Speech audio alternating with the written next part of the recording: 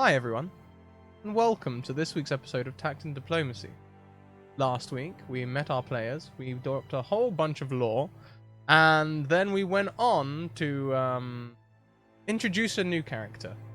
Before we go around and say hello to all our characters once again, let's take a moment to check out all of our opening links.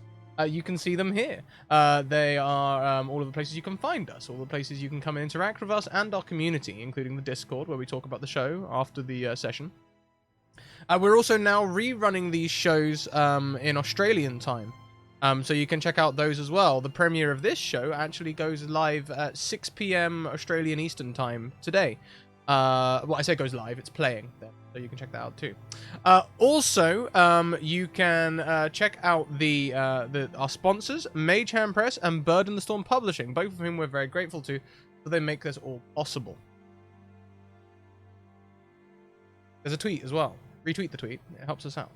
Let's go around and say hello to everyone, and this week we'll go anti-clockwise around the screen and start with Paige. Oh, hi, Paige. I wasn't expecting that. How dare you? I know. I just swept the rug right out. Whew. I feel like that's just gonna be the mood for this game. Hi, I am Paige. I'm known as D&D and Paige on Twitter. I play Aelinor as a Morthan with a giant horn to drink out of today. I brought the big boy. Felt like I'd need it. But no, I'm excited. Awesome. Thank you, Paige. Next around the screen, we have Mackenzie Lane. Oh, hi. Hi, I'm Mackenzie Lane Gay on Twitter. You can call me Mac. And I will be playing Kaiden Hale, our blacksmith apprentice who likes long walks and making little trinkets. And I love him so much, my precious baby. Let nothing bad happen to him today.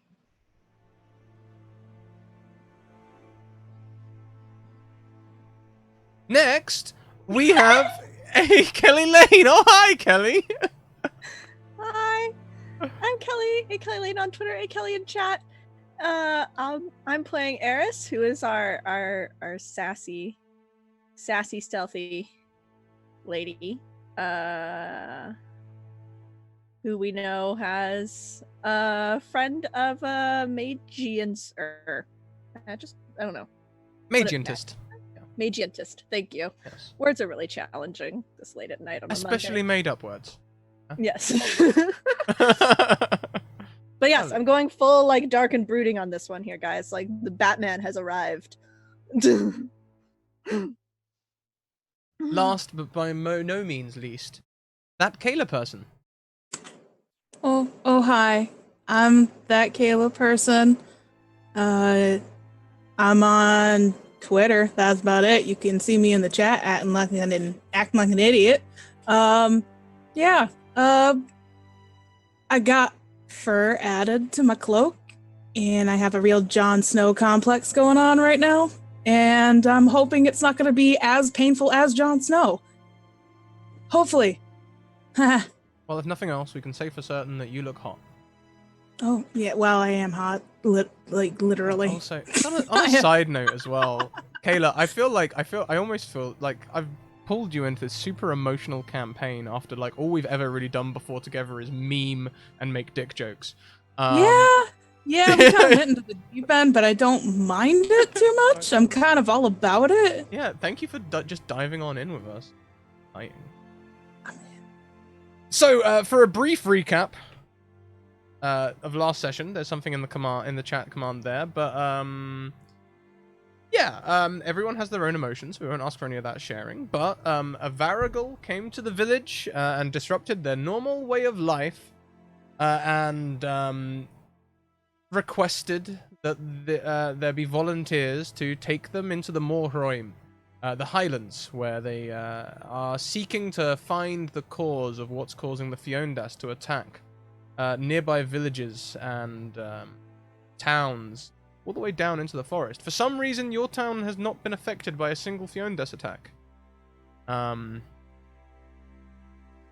not really been explored, but you all have heard of trouble, certainly from messengers, but not actually witnessed any yourself. And I would like to join you all the next day after you have got your rest, gathered your belongings ready for a trek, which is probably going to last at least a week to get across the Morroim, if there's good weather. They're sort of known as impassable, you know, like not like the mountains to the continent impassable, where that would be considered nigh impossible, but you know, fairly difficult. But you're all mountaineers, you know the mountain, so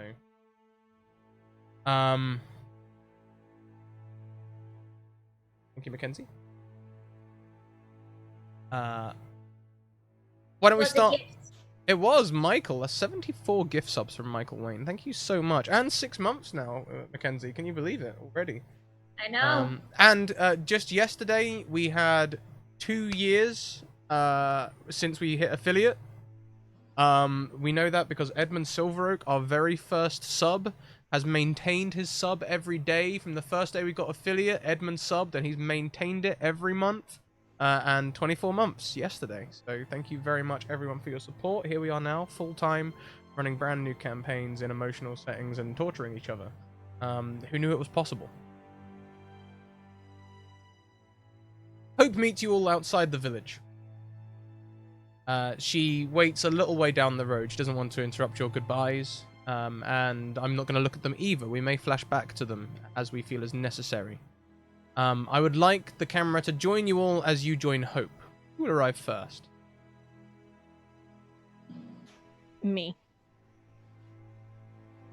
And how do you approach?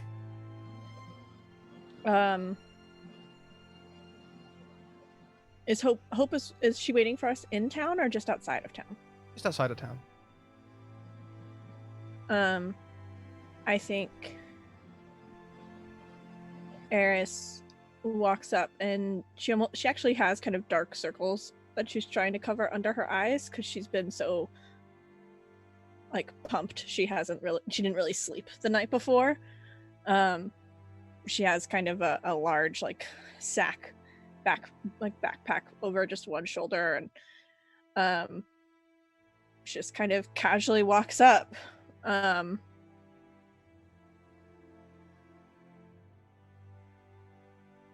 Hope, and she just as you approach, go on, you go. I think she just comes up and just kind of like As you approach, Hope is stuffing a pipe. And as you approach, she's sort of like, "Oh, good morning. Do you need any tobacco yourself?" Oh, no. Done. Everyone should be up soon. You know, if you smoke that stuff all the time, it makes you really easy to smell.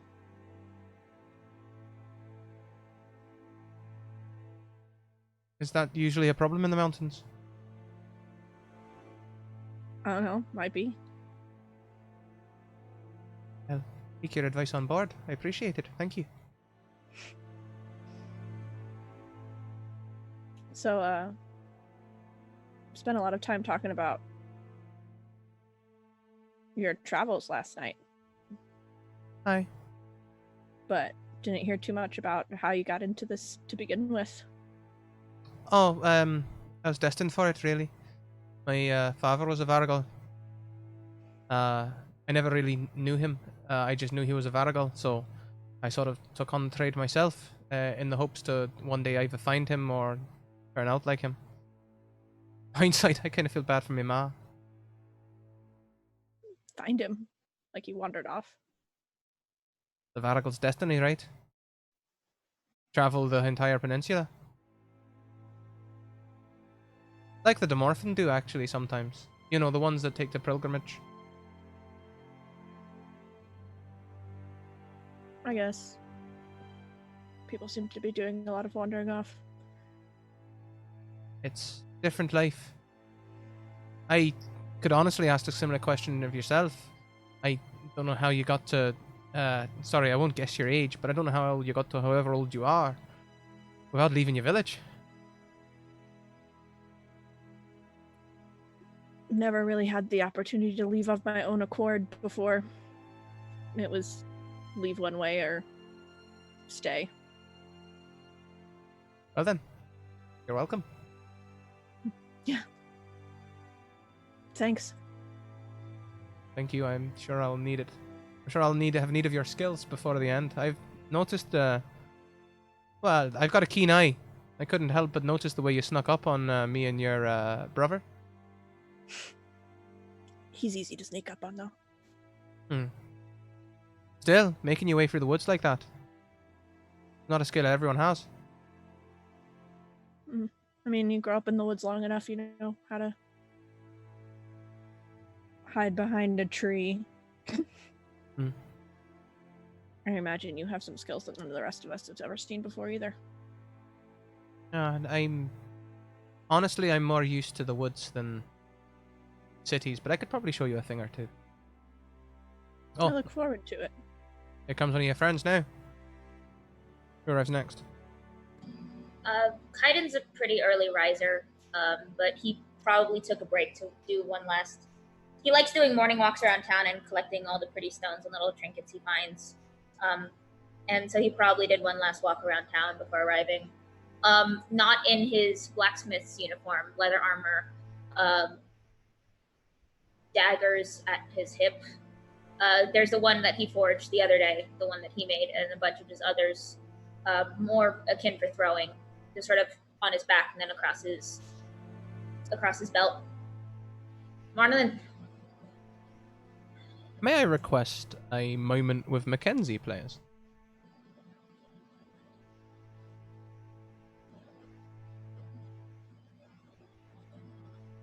As you stroll down towards Hope and Eris, you can't help but notice that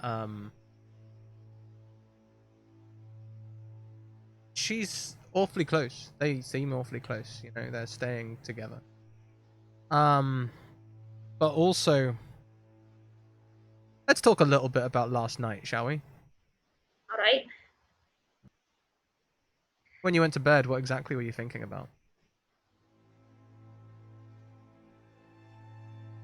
It's a bit of a mess. It's a combination of this is the excuse I needed to leave because people have been trying to keep it from Kaiden, but he's heard the rumors. People have been sending the whispers he's wanted and things. And he needed an excuse to leave, and this is a good one. Not the one he wanted, though, because of the fact that the Ophidians might have found him again.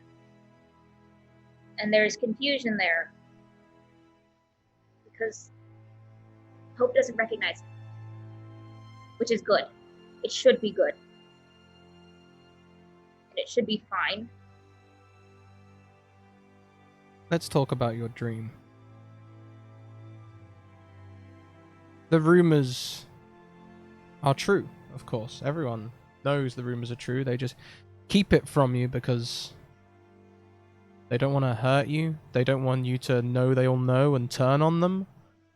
Either way, the Varigal was here to find you and no one else. That story about heading north to find the Fiondas. Just a ruse. Just a ruse. It was a honey trap. In your dream, you were caught. The brand on your arm exposed. You knew exactly what it was. And they held a trial for you. Does that went well? You might say it was a trial with a noose around your neck.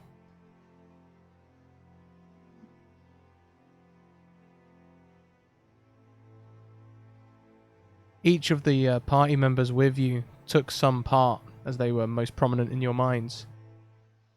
But it was Hope that gave the final judgment. Cold and dead, her eyes. No remorse. You would have woke probably clutching your neck as a piece of thread that you had that you wear around your neck sometimes had caught tight, but to you, it felt like a noose.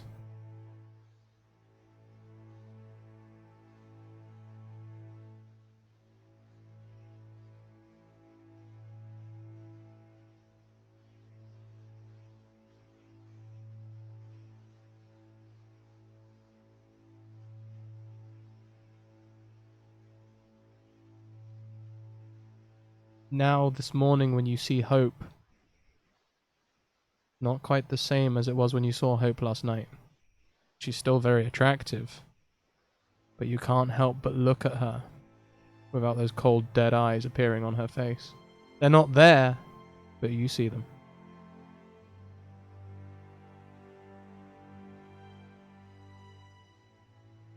Are you ready to go back? Do you have any questions?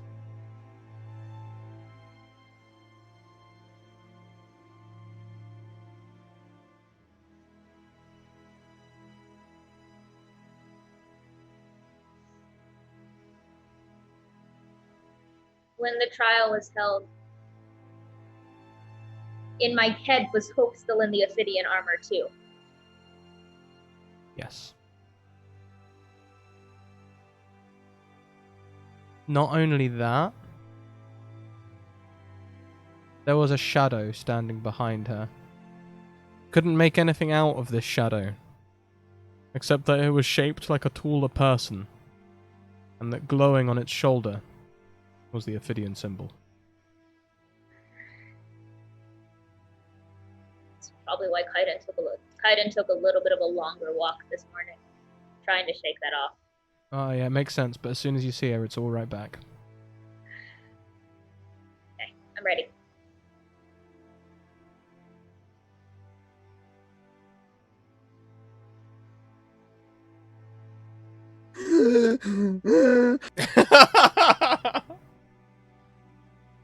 Kaiden walks towards the pair of you.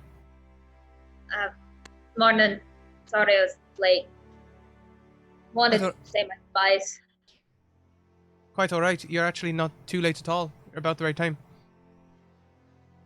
Good to hear. I don't suppose you wanted anything from the blacksmith? Any new weapons? No, thank you. I would have asked for repairs had I needed them. Thank you, though. Right. Both of you sleep fine. I slept just fine. She sort of side-eyes Eris. Yeah, it was fine. Enough to keep me standing, I guess. You didn't need any repairs from the blacksmith either. I've still got time. I can run and get some if you need it. Oh, no, I still got stuff I've gotten from y'all before. She pats a dagger at her hip. It's been a while since I've been out of town. When was the last time you got to get out of town? 3 years ago, when I came here.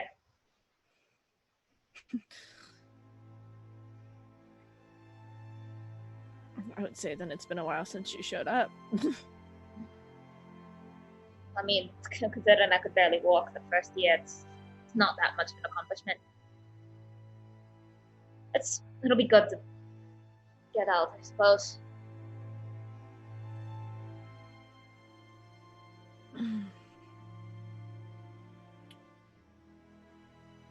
Why did you decide to leave anyway? I didn't exactly have a choice to end up here. Not that I'm complaining. Why to leave here? I'll leave here then. But wanderer's heart, I suppose. Never really stayed in a place too long. It's high time I leave. Not that I've really got family here, and I wasn't very good at Forge anyways, so no loss. I mean, it was fine. I could make horseshoes. I could sort of make horseshoes. They looked like horseshoes. I mean, what else does this town really need besides horseshoes? And, you know, occasionally you can get a piece of metal that's sharp enough to stick somebody with it. That's really all that matters. I suppose.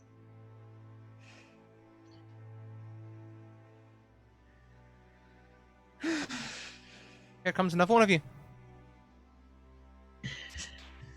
Here comes Eleanor with her overpacked bag. She packed a little too much. Mom gave her too much, and she comes kind of stumbling down the road. Oh yeah, top of the morning to you. I brought some stuff for everyone. You want some bread? You want some meat? I got a little bit of everything. Ma didn't let me leave the house until I got everything out of the house. It's fine. Hope, Eris, if you want anything.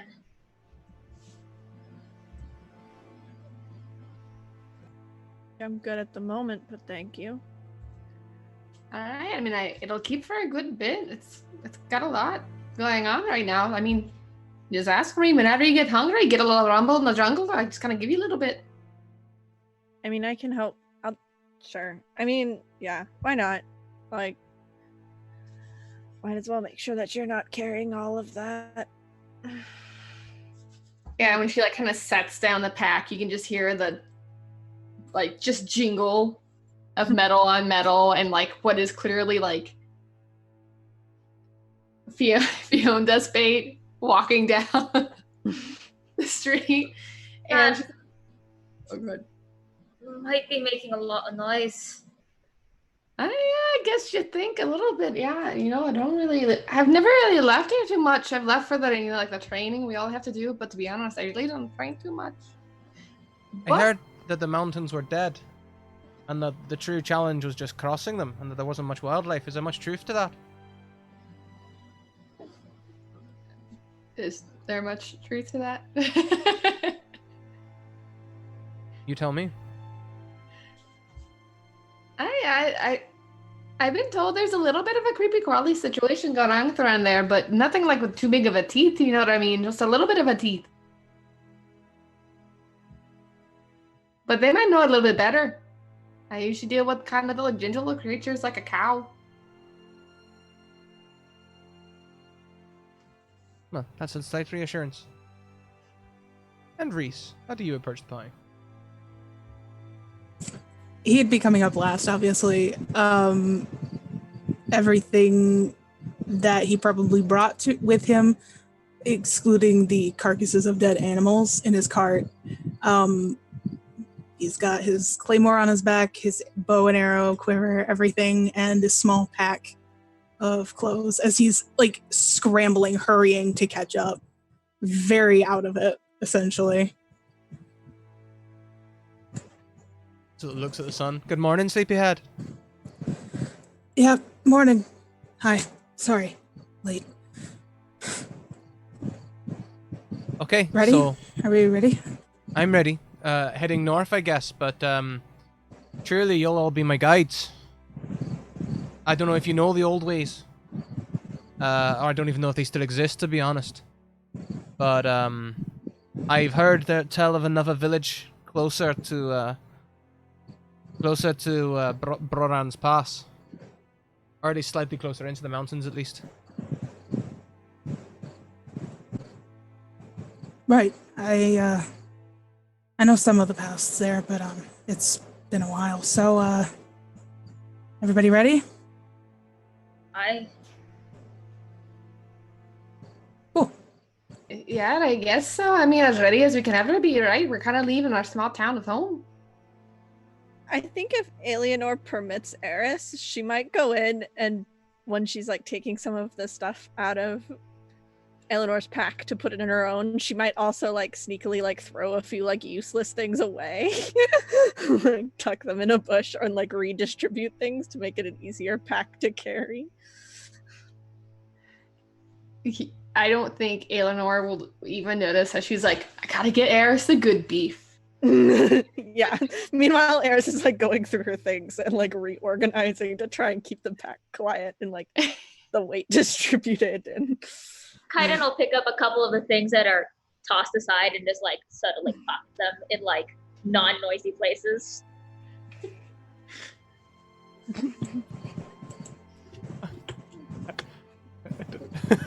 Reese sees all of this going on and is just confused and concerned, but trying to not cause any problems, essentially. Well, when you're all done. We'll hand the pack back to Eleanor. We'll notice that it's a little bit lighter and more comfortable. So am I to take it then that Reese is the more mountain experienced? Definitely. I've traveled near those areas 3 years ago. Much could have changed, so Reese is probably the best bet. I'd be rootin' tootin' lie to tell you I'm really good at anything up there. I'm really just here for the woo aspect. Alright, a solid believer. Gotcha. Hopefully your skills will come in handy. Tell me, do you know anything about healing? I got a little bit of something. I brought some stuff in my pack. That's good. Like, yeah, you know, I didn't realize how heavy that beef was. It's the dead weight. It surprises you.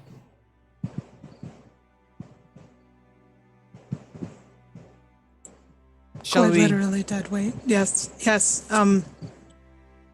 Follow me. And Reese will turn and start walking off the trail. Off we go then.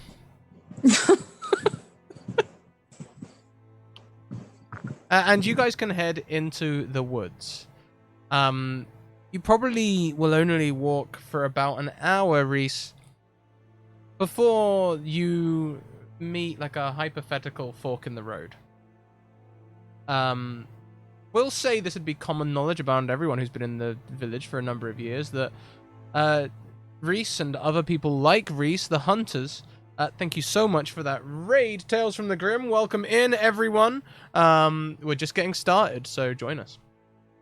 Reese and other hunters like Reese would also be responsible for marking out hiking routes to get through the mountains. These routes are often used by hunters to depict safe spaces to move through. Rock, thank you so much for the resub. You have an advantage to gift. Let us know who to in the chat. Marking out these trails is, you know, relatively easy, but you're between seasons at the minute. Winter is approaching, and you'll find as... Would you say winter is coming? You could say that. You could well say that. Sorry.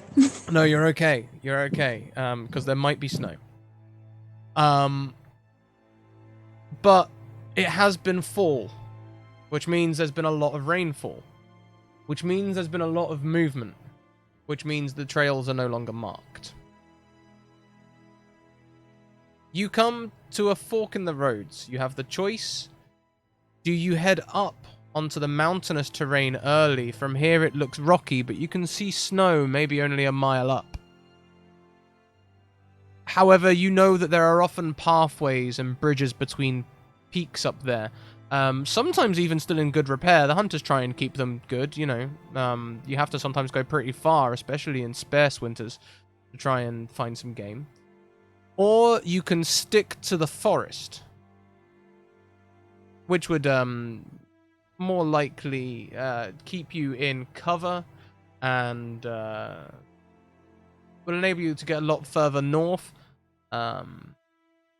before things start, before you need to ascend higher. How... I was going to say, when was the last time I was up there, but I would know that, I guess, personally. It would have been end of spring, marking it out for summer. And is it okay to say that rather than, like, putting flags in the ground, I would have carved into trees? Oh, yeah. Okay. You just know that those markings now are derelict. They're not worth anything. Okay. You could be following those markings and stumble clear off a ravine that wasn't there in the spring. Fair. Well, personally, we have a bit of an option. Personally, I would prefer to stick to the woods myself, but, do you want to head into the mountains? Already? Hope? Anyone?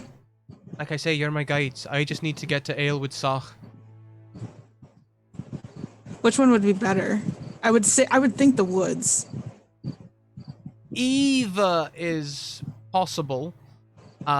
You would know that the woods would be more likely to be used in the winter, because snow and forest bit easier terrain than mountain and snow, Right. especially in a blizzard. Listen. But it's not winter yet, and when it's not winter, the mountains can be quicker.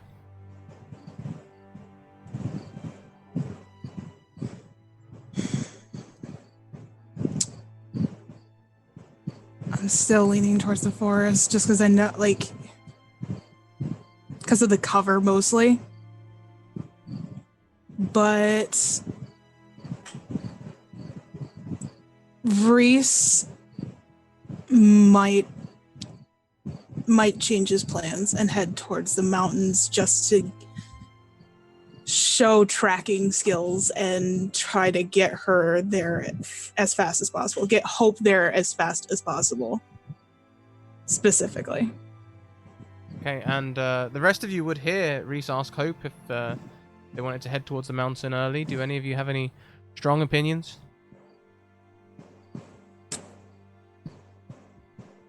Both sound great to me. We've got a great group. Might as well just do whatever makes the fastest. I'd prefer the mountains, if I'm being completely honest. Like to see things are coming at you. Especially now. That's a good point, Aiden and everyone else, but I don't really know any better, so wherever you go, I go. Well, bundle up. We're heading up into the mountains then, and he'll turn that way. And as the group begins to head towards the mountains, please may I request a moment with Alienor. I'm scared. This one's very easy, Paige. As everyone starts heading towards the mountains, you notice a light in the forest. Camoch. In the forest. A Camoch being a will-o'-the-wisp.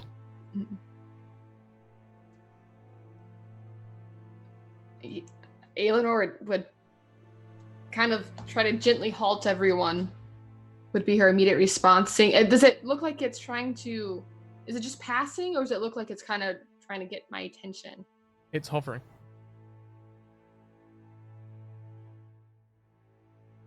All right. I would definitely stop everyone. Are you ready to go back? Yeah. I mean, I know everyone a Kamok is only really been a positive thing in my experience and knowledge, correct? True, but no one else will likely have any experience with them. So I'm it's not ready. going to be like you can just say, hey, there's a will-o'-the-wisp, let's go this way. Or maybe you can, it's up to you. It's your character. Hey, do what you like. It just might be a doubt that she has.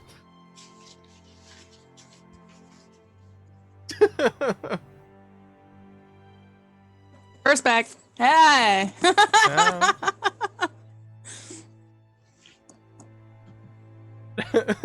Someone type in chat. There we go. And we're I back. just wanted to cut in chat, sorry. It's okay, you're good. Oh yeah, everyone, I know you just said you wanted to go up that way, but I think we should kind of go this way, and it might sound a little crazy, but say it's a Demorphin thing, and maybe we just go? The Martin thing.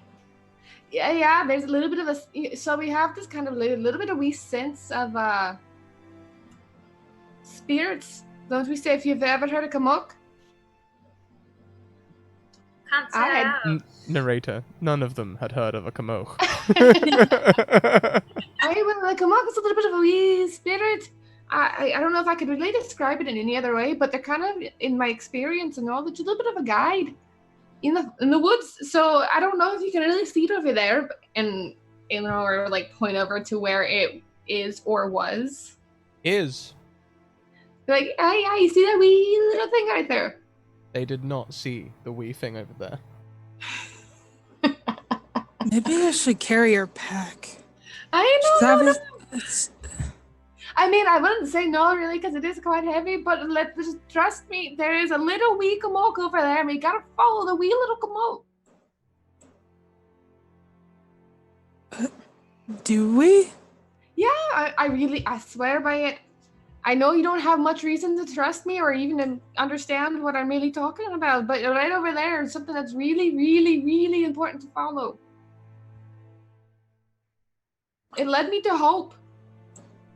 Yesterday, one led me to hope. I mean, I kind of came to you, to be fair, but... Alright, we kind of met in the middle with the situation, alright, Hope? Sorry, Hope, I'm a little tense. No one believes me, but we really have to follow this. Why else would I be unstripped and not tell you about these things? But please just trust me a little bit that this is the important way to go. I can guide us through either, so I'm fine with going the forest. It'll be a little longer, but... I stand by what I said. I prefer the mountains. See things coming, but I'm not going alone. I mean,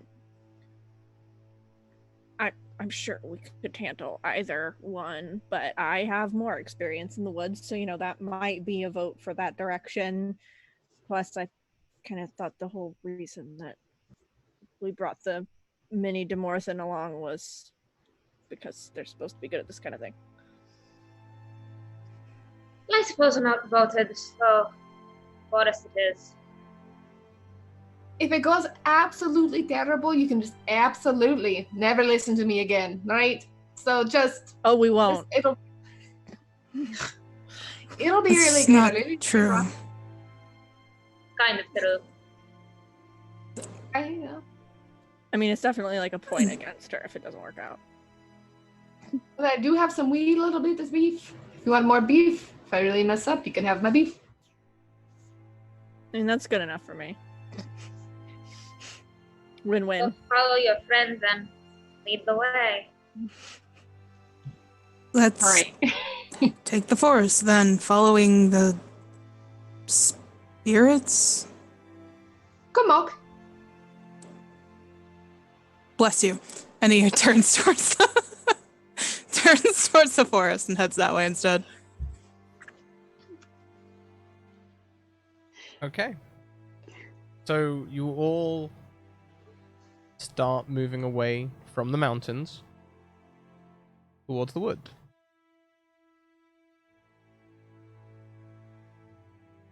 The wood tends to get more sparse as you go further north.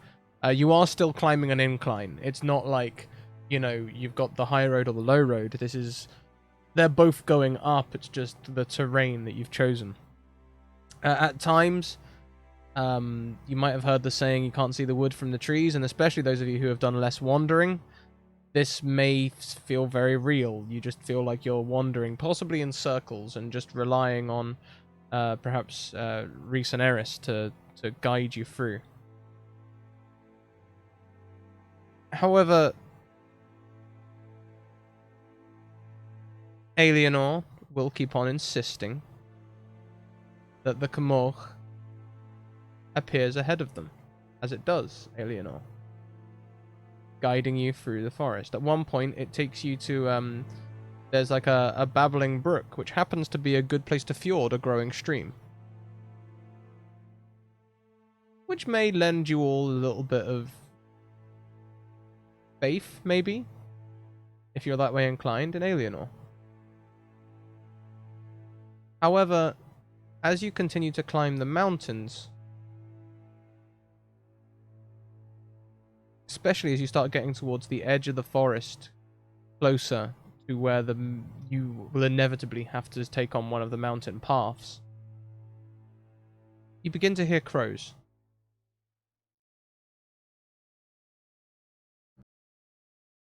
Do they sound like normal crows?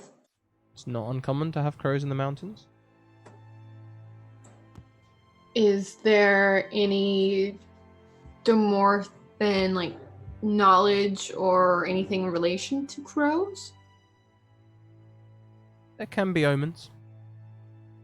Certainly not anything that Seamus would have taught you, though. Are crows more common in forest or city areas? Both. They're carrion birds. They go wherever there's death. Sometimes that's cities. That's what I was gonna ask next. Is there like a certain like, not that he's a bloodhound, but is there like a certain scent on the air? No.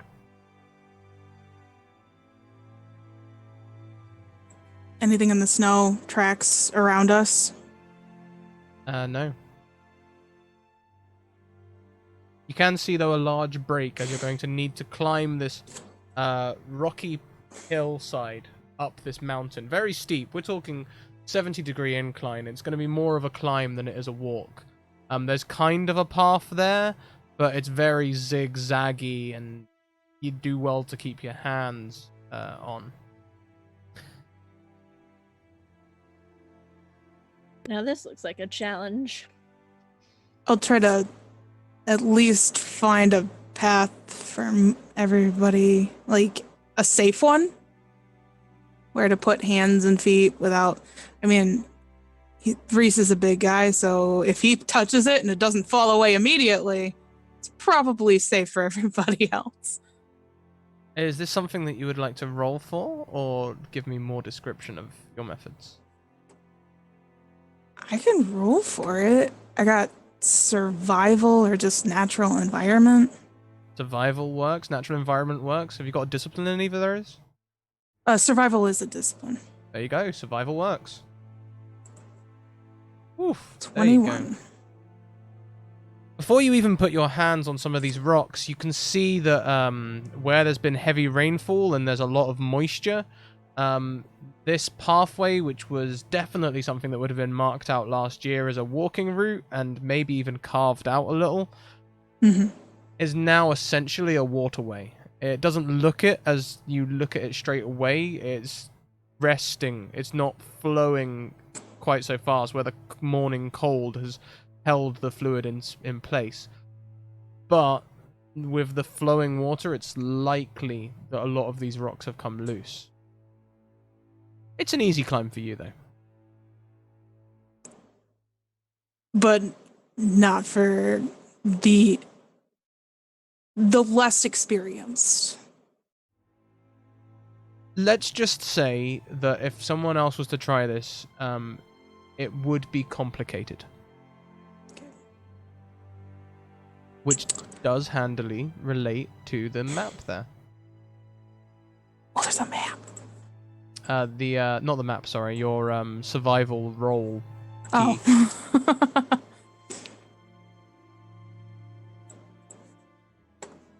Oh, yeah.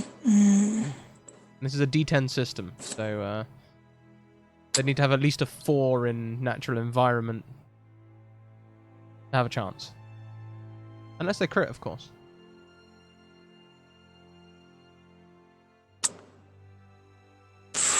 Probably shouldn't take this way. Are your things suggesting any other way, or? Are my things suggesting it? There they are on the path.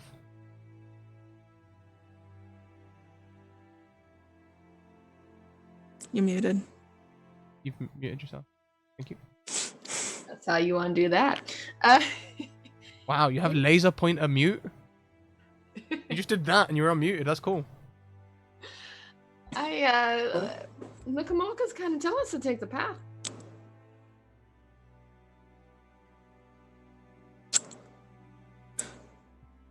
I could try to climb it and drop some kind of rope to help you guys up, but it's gonna be slippery. It's gonna be slippery. Is it anything like climbing a tree? Because I've done that a whole lot of bunch in my life. No. This is water and ice and snow. Yeah. All right. Well, then I guess up you go. Reese will try climbing. Like I said, with a 21 survival, this is an easy climb for you. You might have even already started to figure out how tough it would be. You can find handholds and footholds, and you can even use it as a path. You can walk it. And as you ascend, you realize that being difficult or complicated may not necessarily mean that they'll fall. It just means they may not necessarily be graceful as they climb. Well, anything that'll honestly help. Once I get to a more secure landing up top, I kind of let rope down and lace it around my arm and hold it. All right, whoever's first. May I have a moment with Reese? Oh no. Oh God. As you get to the top of this path, there are tracks everywhere. What There is kind? a lot of mud around. Thick mud. And marks all over the trees. Some have 3 claws that look as though they oppose each other. Others 4 or 5, sometimes the claws together, sometimes opposing each other's like a bird's. There's even some 6-clawed marks. Okay, do I hear anything? Or just it's the marks? This small wood is deathly quiet, except for the croaking of crows. Do I smell anything up here now? There's that slight metallic tang in the air. Yeah. The tang that you recognize with blood, but not decay.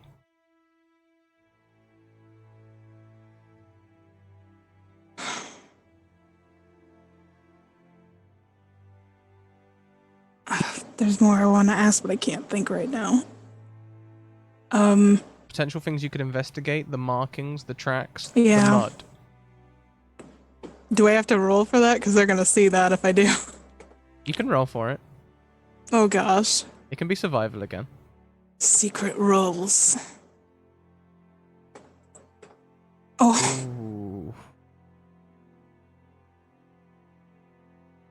On a critical fumble, Mm-hmm. you nearly stumble back off the cliff as you realize that this mud is not because of a recent rain, and sure enough, the liquid running down the side of the mountain was not because of a recent rain. This is blood. Oh. Blood and earth. And I'm assuming it's now slightly all over me as well. Your feet, at least. Fuck. And the crows crow louder.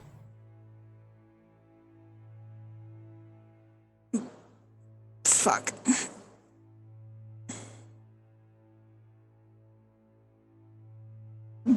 Before I think anybody can start climbing up, or first of all, seeing the blood immediately has Reese very, very tense. Like he will like noticeably like tense up where he is, and his arm will go like really tense. And I think before anybody can grab the rope, he's gonna jerk it up out of their reach and kind of stand there for a minute, just listening and wondering when something's going to come out, because it's only a matter of time, essentially.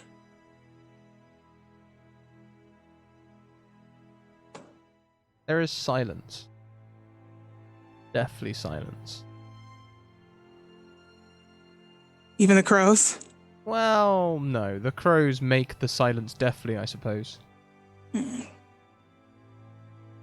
However, let's take a moment to think back to your dream, shall we? Okay.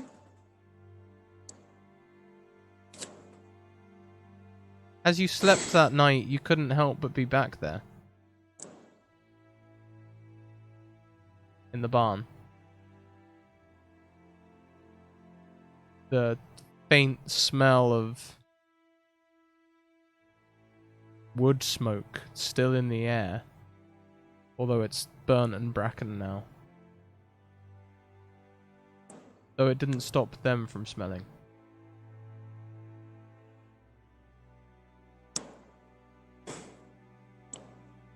As you turn to look away, you realize you're in the village. People are sitting around as though they are sitting to hear Hope speak. Except all of them are tainted the same way that your father and sister were.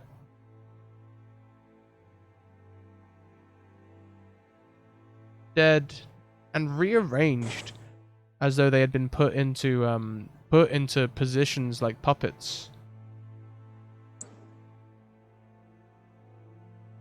They stare with dead eyes, and the whole village reeks.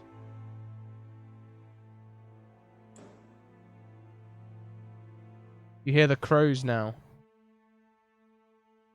And though they weren't in your dream, as you remember it, they're there now. As the crows fly at you, begin to attack and peck at you.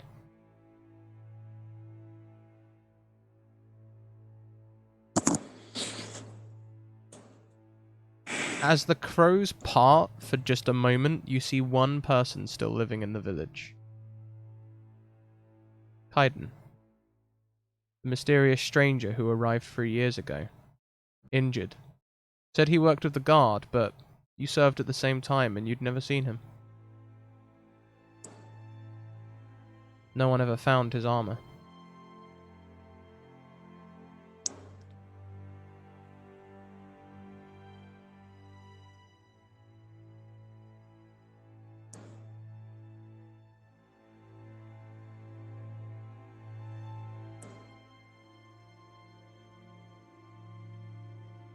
If he's the only one alive, it's kind of like the only beacon that Reese would have.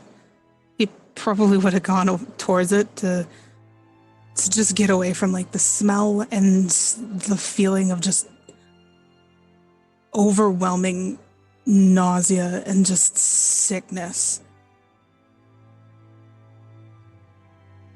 Do you trust Kaiden? No. And your dream reflects that. As they turn towards you, revealing a bloodied sword.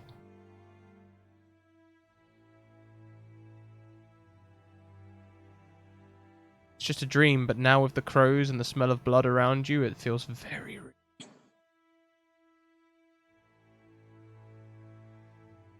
you have any questions? Is this Kaiden how he looks now or how he looked back then? Now.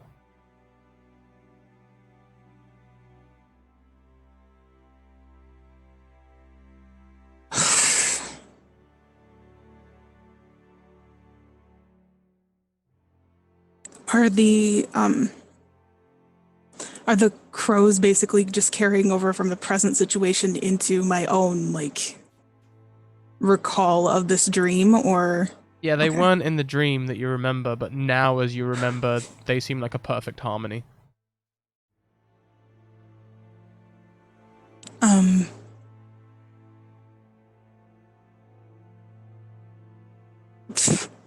I guess, all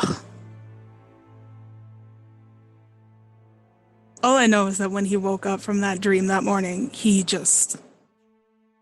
lost it. Like, just vomited on the floor because he just couldn't take it. And being put back in there is just, it's so hard. But seeing it again at the moment, and specifically Kaiden, it really his trust in the situation and who is with him is very, very faltering at the moment. First of all, regarding the morning, would you like to make a mental resistance roll?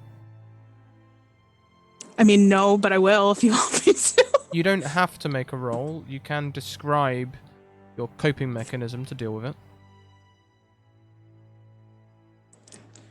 Probably. And it's nothing like that he's done before. There's no like continual motion that helps like ease him. It's more the motion of once he's gotten it all out of his system, he proceeds to clean up the room and try to get himself back into a good state of mind. Only then to realize that the sun is up outside and he's probably missed everybody before he bolted out the door to catch up with everyone. That was why he was fumbling, essentially. And now, as you have this rope in your hands and you remember Kaiden and everything, would you like him to make a mental resistance roll now?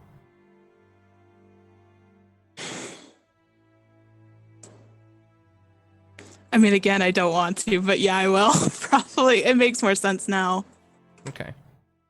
That he's awake and he doesn't have the ability to rationalize that it's not a dream, because it's not.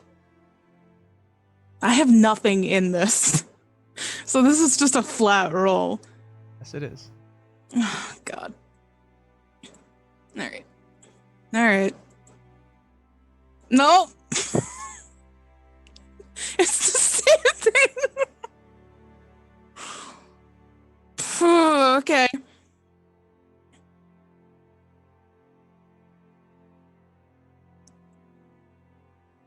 Trusting Kaiden will only lead to death. You believe that? It's the only way you can cope with this. If he is the first one reaching for the rope, I would probably drop it. How high would you wait? No, like the moment that he touches the rope. Not, I wouldn't let him start climbing. And then drop. No, I wouldn't Okay. do that. I'm not that cutthroat. It's more of the moment he started touching for it, I wouldn't want him near me, especially in this fragile state at the moment, essentially. Should we test it? Should we go and find out? Oh, God. You ready? Sure. Yeah.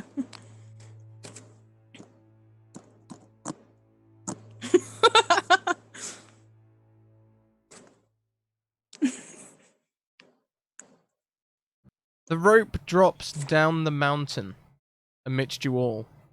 Then for a moment, it climbs up again. Before it lowers again.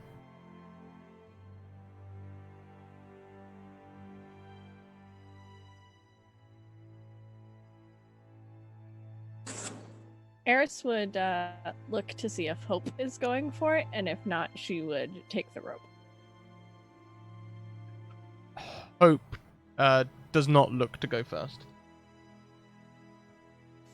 Then Eris will. Please make me a natural environment check, or if you have another similar check, like this could also be feats, I guess, or rope climbing counts as a feat in my eyes. Do they get any bonus because I got the rope or no? See? Oh, God. I'm sorry, guys. Either of these things, but Eris is pretending she is. Oh, what's that? I don't know what's better, to roll something with a higher base stat or a higher bonus. Or does it make a difference? It depends. The sum of the two would be the best. Yes, well, I don't have either of those options. I have one base or one bonus. Then they're the same. Okay. As you see, as the rope comes down, Eris takes hold. Is it right? Yeah. I was just surprised I rolled very well. You did. You rolled great. Eris takes hold of the rope and climbs up it. It's not, it's not like a performing rope artist or anything like that, but they make their way up using the wall and the rope, sort of like a slow abseil, and sure enough, they get to the top. Reese, Eris is first up. Stay close to me. Don't go anywhere. Okay. And Eris will stand there. She's gonna follow directions. Can I request Kaiden and Alienor give us a moment with Reese and Eris?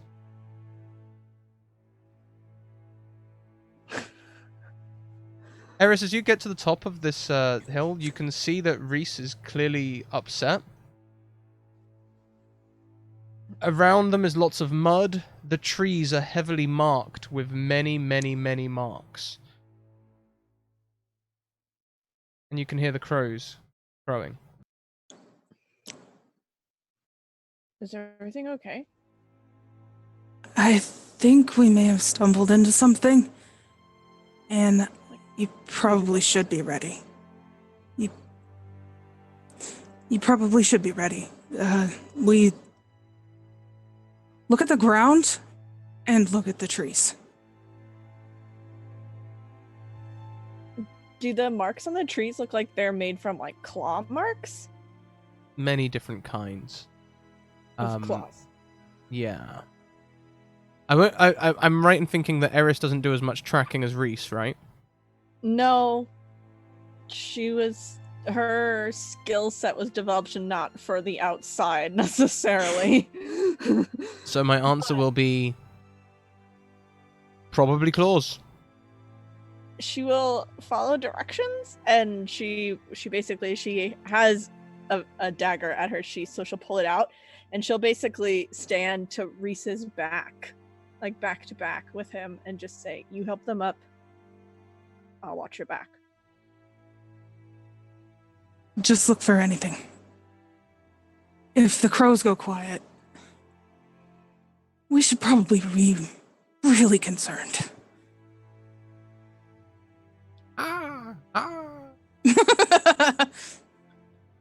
No concern yet. Does Eris see anything besides these things? Like, does she notice anything? Can I roll for her to notice things? This is something I'm good at. Sure. Roll me a notice. So I have observation. Okay. The mud is too liquidy to be water. It's too cold. Water would be frozen. So it's You can some other substance. Smell a slight metallic tang on the air. Does it smell like any of the components I would be used to working with the Magians? No. Or is it more like elemental? You have practice with your knives. Mm-hmm. It smells like the taste of blood.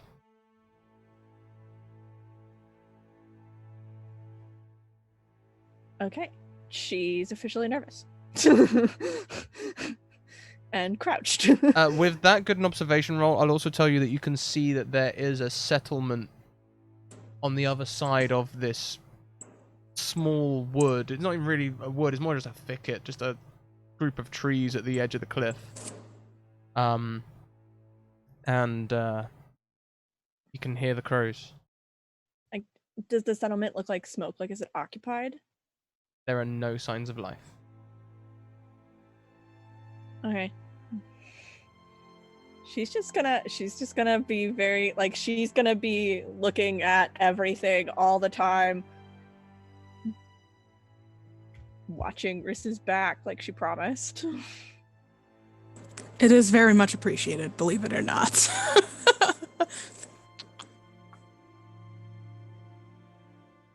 That's it.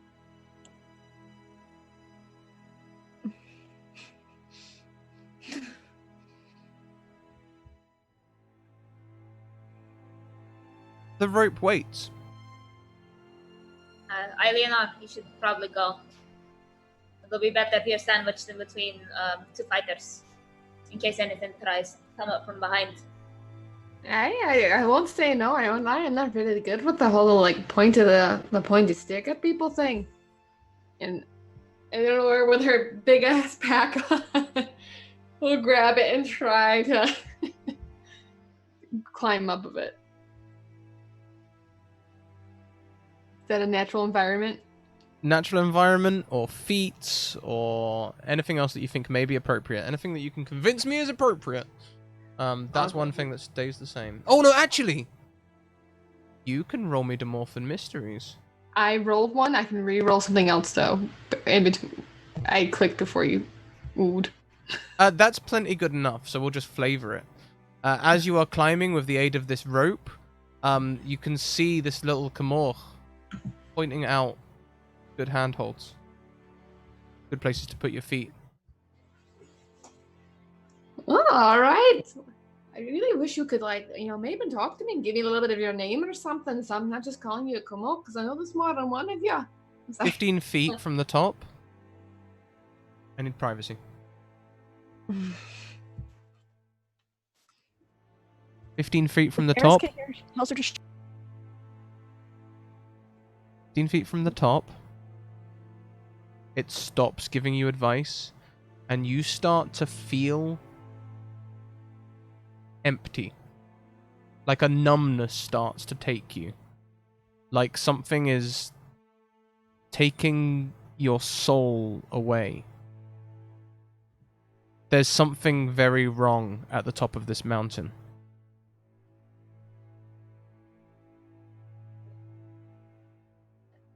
Is this anything in my studies I would have recognized, or is it just like a stunning feeling? You know how you've always been raised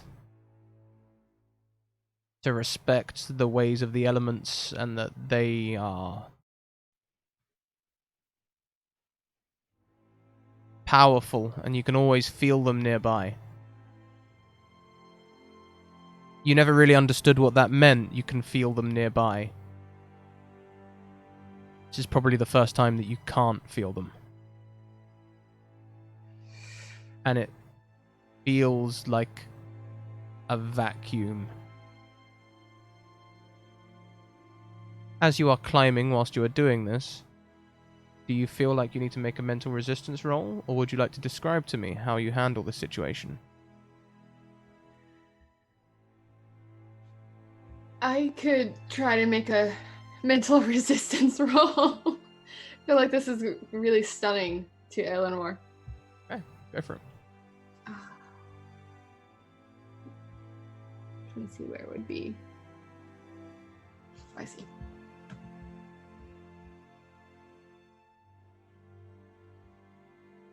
Okay.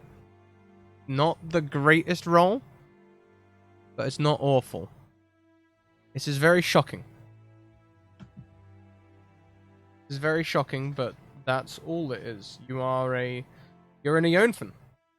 What would Seamus say if you suddenly got all frightened like this just because, the elements went around? You're here to deliver the elements to the people, so this must have happened eventually. All right. Eleanor might take just a fraction of a second pause when that first hits her. As she keeps climbing up, she's taking a deep breath, and she kind of tries to look back at Caden and maybe just shake her head as she goes up as a sign of her, because she doesn't want to say anything in case something's up there. She's not sure she's hearing her friends right now. So she'll just shake her head at Caden. Okay, you ready to bring everyone back?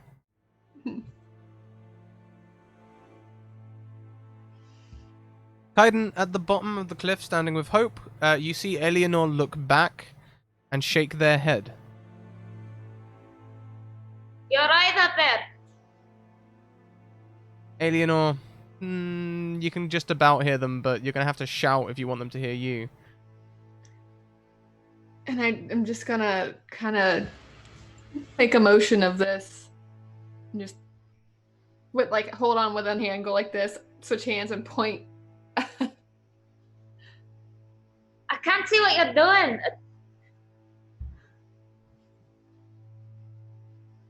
Can we hear the Kaiden- yelling at the top? Kaiden's voice. No, you can't initially. Okay, good. However, about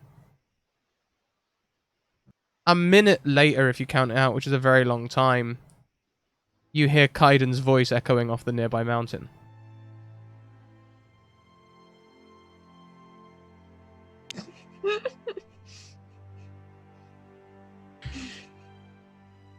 I don't know if Kaiden recognizes like or registers what I'm doing when I'm like. You're pretty far up. I don't think Kaiden can actually see you doing this. He just sees you waving your hand. Just When like, you this, does Kaiden recognize? shite. And I'll keep climbing up. Think your friend's okay, Kaiden? Well, I might have just made a lot of noise, which they might not have advised against. I think it'll be fine though. I don't say anything. I'll take care though. You should probably go first. Alright, I'll go next. Oh, before we do that, Reese and Eris, Alienor gets to the top. Stay close. Get What? behind her if you can. Just stay close. This is not a very good area. All right, but what's really going on? Stay close and stay quiet. Oh, you think? Run. Running is the last thing you want to do right now. Hope begins climbing the rope. Hope is very nimble. She makes this look quite easy. At times it looks like she only has one hand on the rope and one foot on the stones as she abseils up very effectively. And soon she's climbing over the top.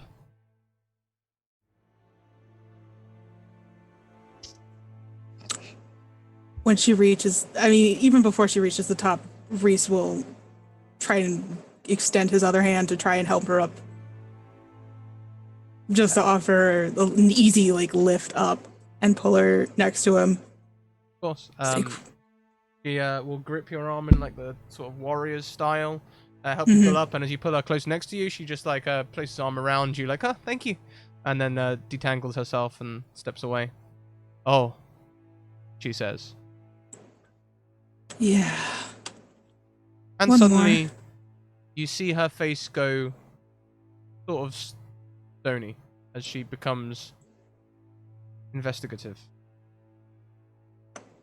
Don't make a sound and stay close. We got one more.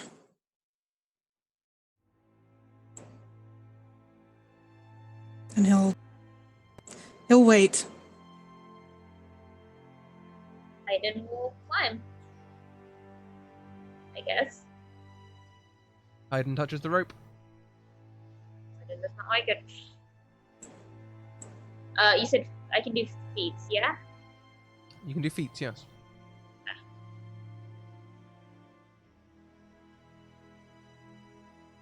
Okay.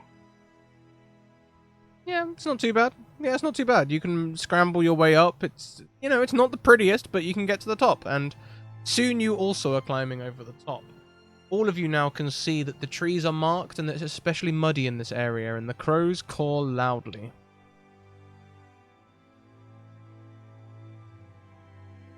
Chris, you're the expert. Do we walk slowly towards the settlement? Do the prints seem to be going in any particular direction, or is it just so much that there's chaos? I don't feel like this is survival. This will be tracking. Do you have tracking as a discipline? Yes, I do. Roll me a tracking roll. It's hot. or cold with Reese, apparently. There's no in between. To This be floor is fair gonna to be the you, death though, of me. even with a critical fumble, that's a high roll. I know. Yes. Yes, they go everywhere. You can also see that the mud stops a little further northwards. And it would seem that in the mud there's sort of a mess, but you can see tracks that both head towards that cliff, well, road, and tracks that head back north and east and west. These tracks are newer. If you were to guess, you would say that a party moved down and then spread out. Of things that are not human. All things that are not human.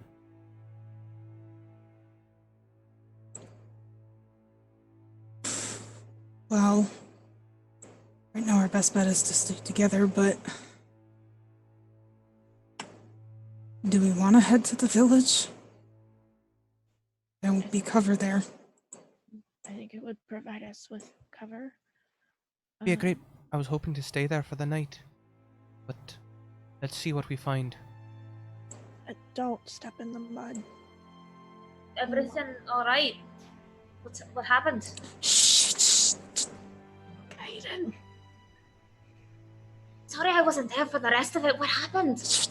We'll talk about it later, Kaiden. We can talk now. Just look at the goddamn trees. Look at the mud. It's not normal. You can see claw marks all over the trees. The mud is thick.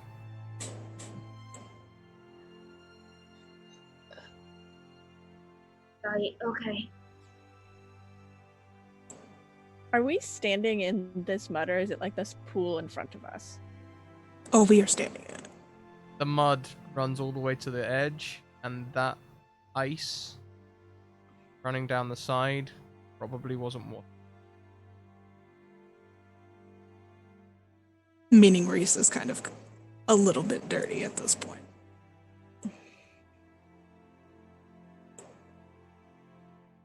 Muted. Why can't? Oh, no, you're not. Oh, why can't we stand in the mud? I just don't. It's not mud. It kind of looks like some mud. Not It's worth, really not mud. not worth protecting them, is it? Might as well keep us all in the know. Blood. It's a very, very, very large pool of blood. You can smell it if you smell carefully. I don't think I will. Wise. There's like no like bits and pieces. It's just straight up blood. That's it. No bodies. You look around for signs of people. You don't see anything. Off in the side, in one of the like bushes, you can see a sword standing out of the bushes, tilt upwards as though it had been thrust aside and happened to catch blade downwards.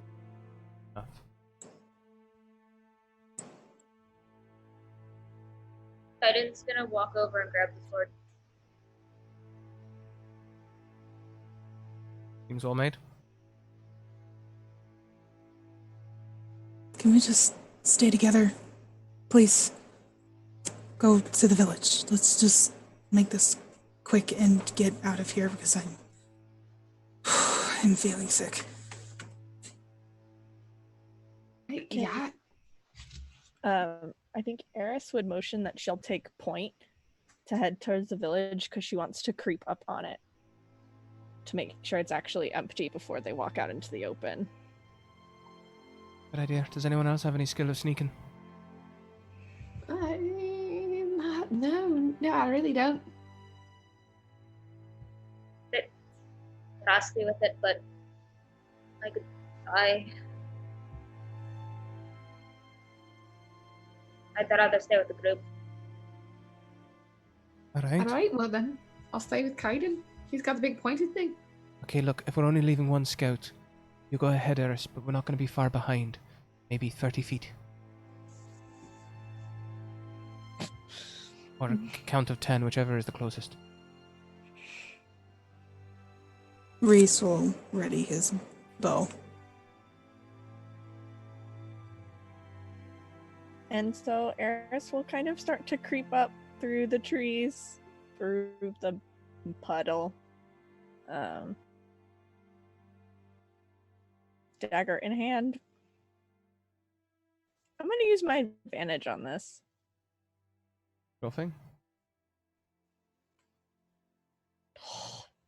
How did I roll that poorly?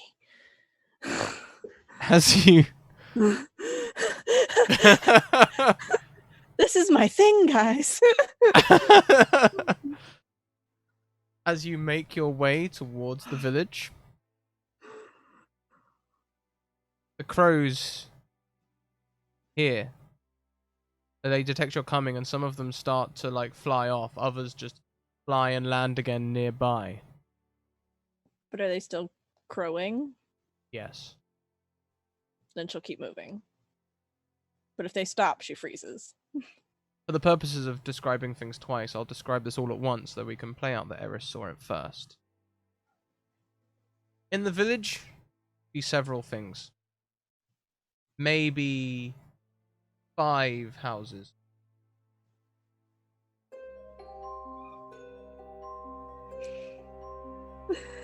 At the edge of the village on the east, there is a stone circle, one of the Demorphan stone circles. Except it is covered in deep scars that have been carved into it. And one of the stones has been broken in half and lays half on the ground. On the west side of the village, maybe we'll get to the west side of the village last. On the north side of the village, you can see the other houses. They're sort of gathered around as though they'd have a central fire, much like your own village. You see a lot more mud at that end of the village. Against the tree line. Well, there's a tree line sort of... It looks like it may have been planted to provide shelter from the wind. As it very quickly gives way to mountains. On the western side of the village, you can see a temple with a bit more grandness to it. There is some sort of shrine there, some sort of like filigree has been painted on. However, your eyes will only rest on the temple for a short second before noticing the 2 bodies on the ground in front of it. I say bodies, perhaps it would be better to say corpses, for they look dry, with weapons sticking out of their midsection. One is...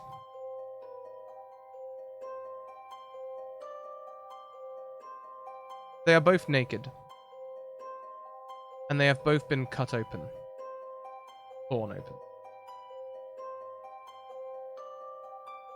There is nothing that seems to be presenting danger here. If you go near the crows, they will fly away,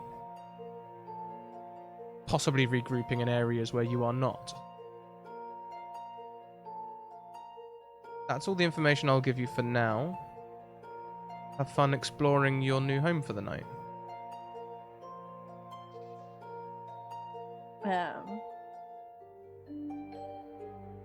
But besides the crows, there's nothing moving. Nothing moving.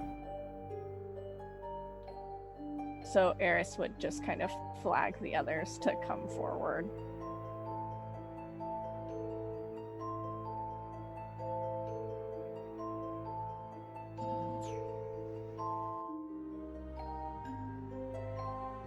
They come forward. Hope Mhm. next. No. We go back. No We one turn wanted to- around and go home. That's what happens.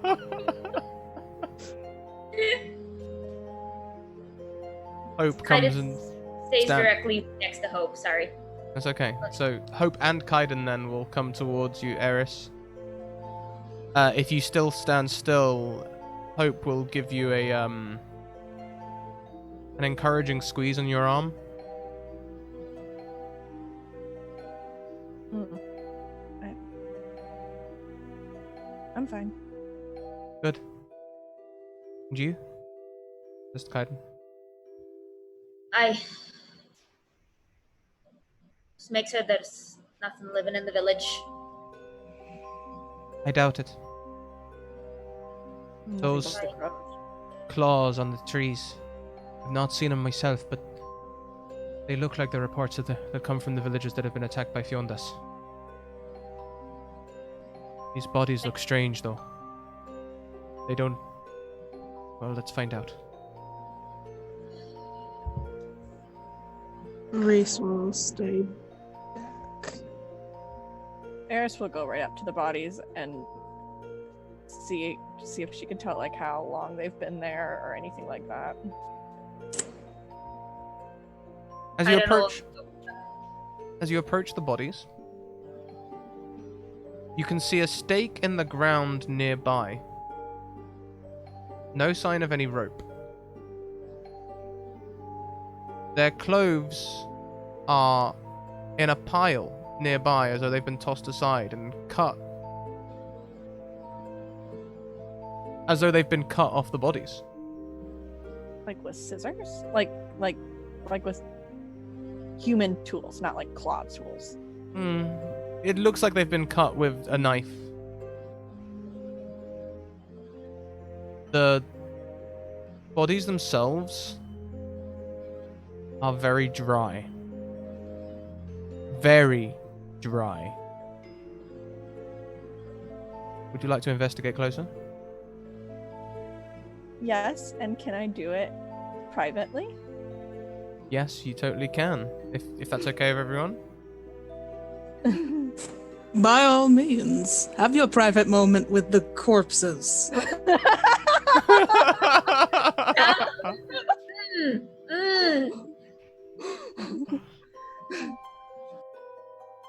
Okay. So because of Eris's family history, she's done a lot of like cult reading, and because it looks like there's human involvement here, she wants to be investigating specifically with that in mind. One thing I'll tell you before you begin investigating. Okay. One thing that you would have recognized that everyone else didn't is that those are not weapons in their midsections. Okay. Those are disposable tubes used for extraction by Like magians. for Magians. To make red. Okay.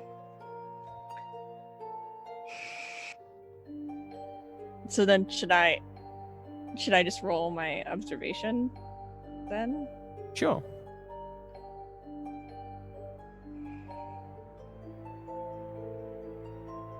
These bodies haven't been ripped apart. Well, one of them has a little bit in the midsection. You can see where there's claw marks against the skin, and a large section of its guts are missing. But the other cuts on the other body and this body, they've been surgically placed there, as though someone was literally opening up these corpses deliberately to see what was there, and you can see gaps in their makeup as though things have been removed. It's like they've been dissected somehow. Dissected, And extracted, studied. Does it look like this happened? Like, can I tell anything about it, the timing of this compared to the like damage done by the Fiondas? Like, does this seem? How would you discover that? I'm not sure. The dryness of the bodies makes it difficult to determine when it happened. Normally, you would normally you would tell how normally you'd tell how old a body is by how quickly it's decomposing, by how quickly it starts going runny. With no fluid, these are essentially mummified. Yeah. Would I know in this universe how long it would take to entirely drain a body of blood if it was a human that did it? You could have a good guess. Because it would be in the span of like hours usually. Oh yeah. By a deft hand, maybe even an hour. Okay. Okay. Any more Is there questions? any other signs of like Magiant's tools besides the tubes? These look like the only ones. Not the stake that's in the ground isn't related. No, the stake is not a tool. It looks like the sort of thing that might be used to hold cattle.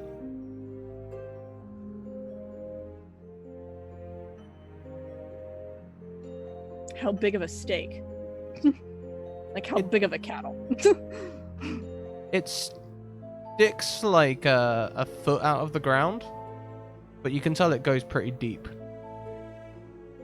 It could Okay. easily hold a man. Though they'd have to be on their knees.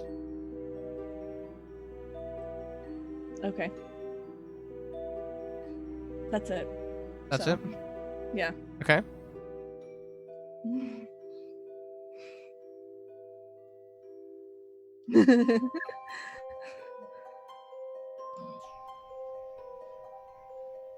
Welcome back, friends. You see Eris begin to study the body. She steps over it, really examining it quite closely at times.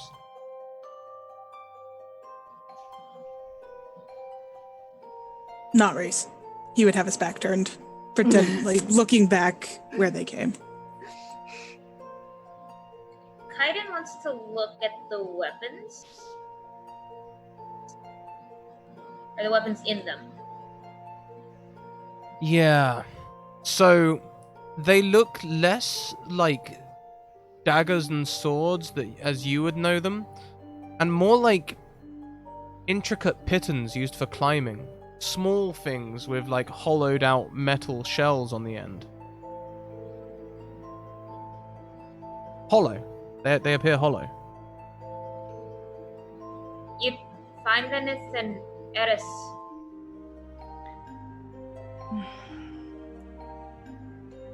Whatever we've stumbled on, it's not just Fiondas, it's people. These they're tubes, they're used for extraction for magiants. I only know how to do it from plants. Extract them from dead bodies. You can use blood to create weapons. It's one of many different sources of power, much like the Demorthan talk about the elements. These people were harvested. Then why the hell did we just trudge through a whole pit of blood? I don't know. I'm more concerned if the harvesters are still here. Not making me feel any better. I mean, to do this, to drain this much blood out of a human body takes hours, and it's faster to do it if they're alive.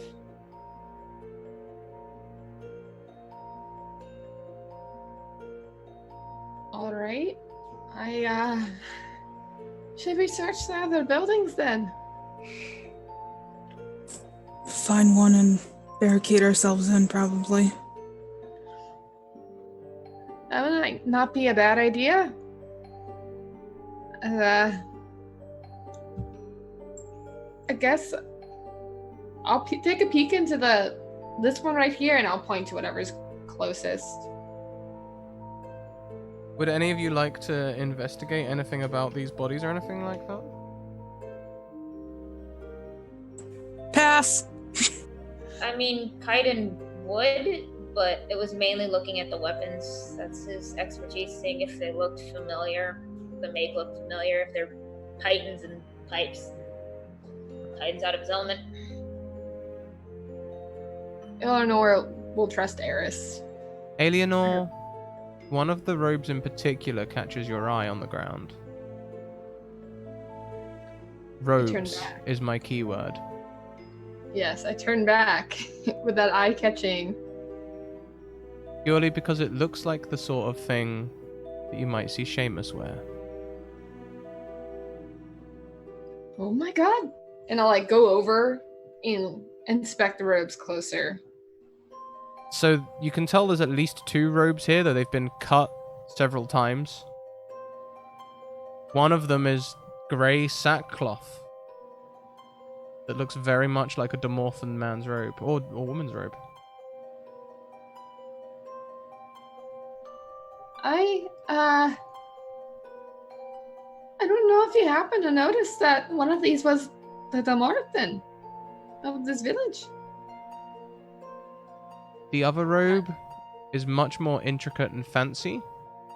It has white and gold, and you can sort of piece it together to give like a sort of... Okay, not gold, because gold is a very fine material, but sort of a tan color that is clearly meant to represent gold, and it creates almost like a tabard that would come across the shoulders. Like a Vasala, or was it the mayor? No, not like the mayor. Okay. Kind of matches the building nearby. I'll lift it up to the group and be like, all right, you notice that there's a little bit of a matching going on right now. Do you think this person, they must be from there?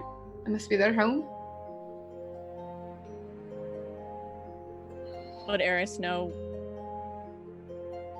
what the building was or the robes were for? I'm going to ask us in a question that you can answer with everyone hearing. Were you educated in the village? Yes. In fact, I am very well read. I mean, is your education the sort of education that a village girl would have? Or would you have been taught more broadly? More broadly.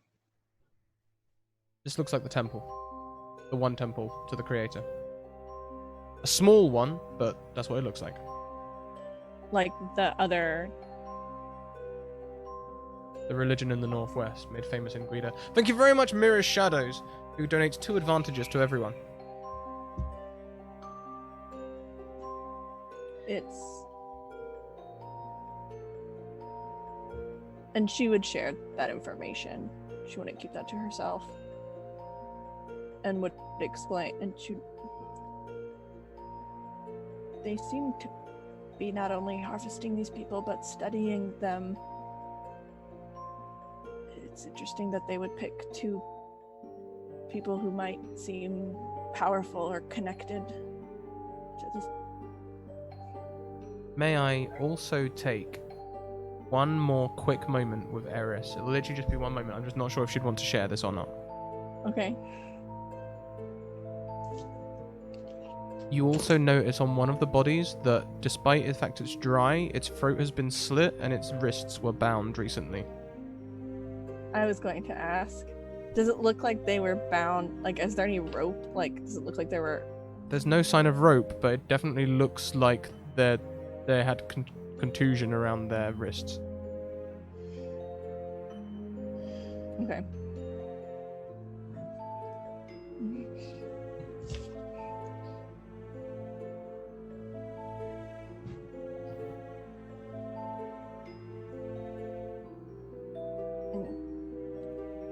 In general, this seems really clinical. Really specific, really like they're testing something. I didn't think that stuff came this far.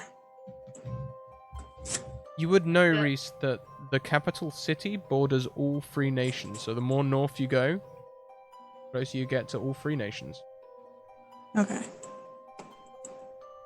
But it's still not something that commonly came across in our village. No. And to be fair, this building looks quite meager despite its grand design. The more you look at it, the more you see it sort of... It looks grand at first, but it's actually quite rough hewn.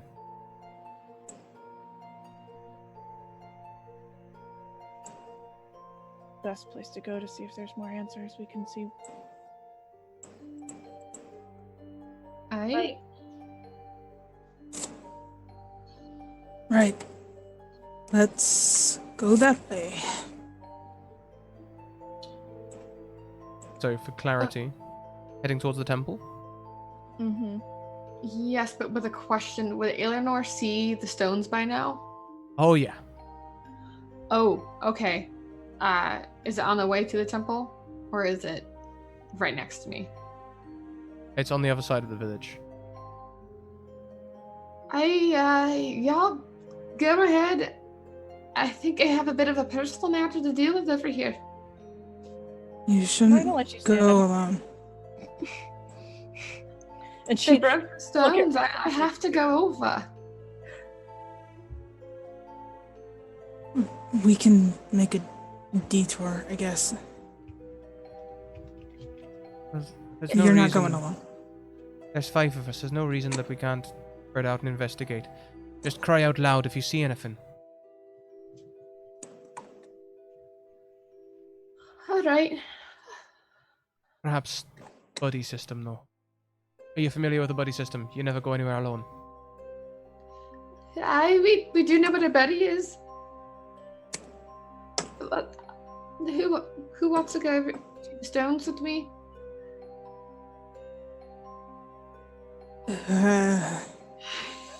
Eris will volunteer if no one else does.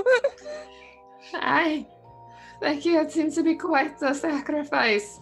I mean, we have a built-in warning system, and she gestures to the nearest crow. Kata, maybe you should stay with them since you're military. I'd rather stay with Hope. I'm gonna be honest. Eris is better at. Eris is a fighter. It's best not to have 2 fighters in one group. But you'll be doing exactly that if you go with us. You're a hunter, not a fighter.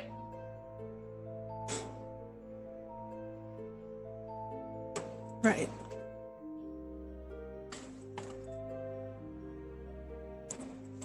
All right, Eris, let's go over these stones, and I'll kind of try to start walking that way and see if Eris is joining me or not. Eris will, but I think she'll even do this in front of everyone. She wants one of those tubes. Are you So just that gonna they pull have- it out? Yep, because she wants to be able to compare it if they find anything else, so she's just gonna yank a tube out of a corpse if possible. Which one do you? I'm sorry. Well, that's a good question. Which one? Oh, that is a good question.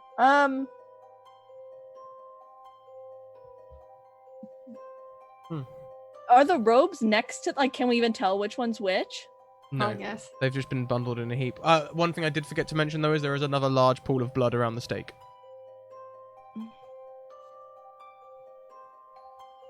The information that you told me earlier, Scrat, was that both of them or just one?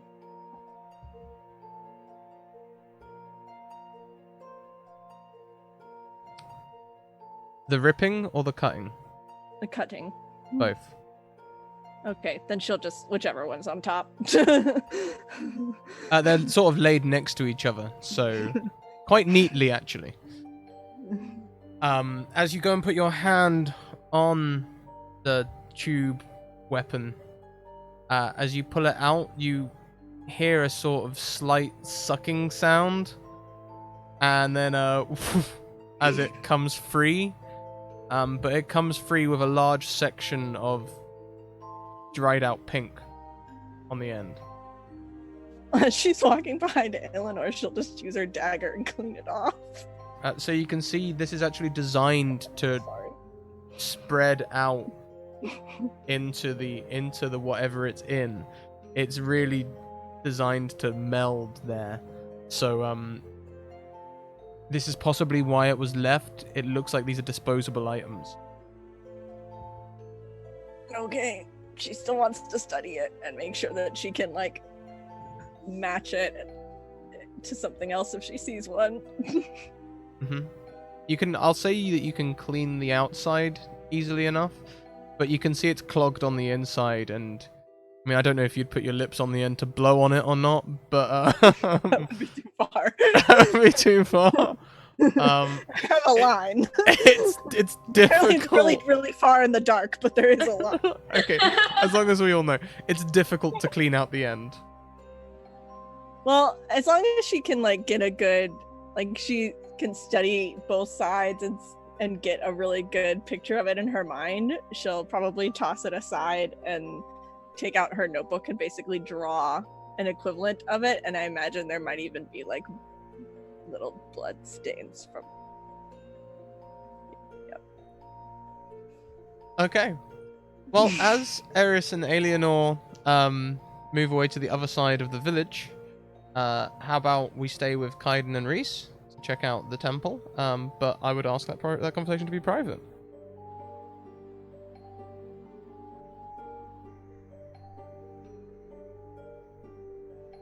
My, that one's interested in the morbid things. Mm-hmm. As long as she doesn't put it in one of us, I'm fine. I trust her enough. Good. It's good that you all trust one another. Reese, I you think she. alright? Yeah, I'm fine. I'm fine. Alright. You know, if there's more things like that inside, you might want to stay outside. Buddies. By leaving me alone outside. You'd be close enough to... we could hear you. It's not like that temple's that big. Again, I don't know if you know this, but buddy system doesn't really work like that. You don't leave someone alone. Especially outside. True. There. I just figured it seemed rather uncomfortable. I didn't want... if there's worse things inside there. Mm-hmm.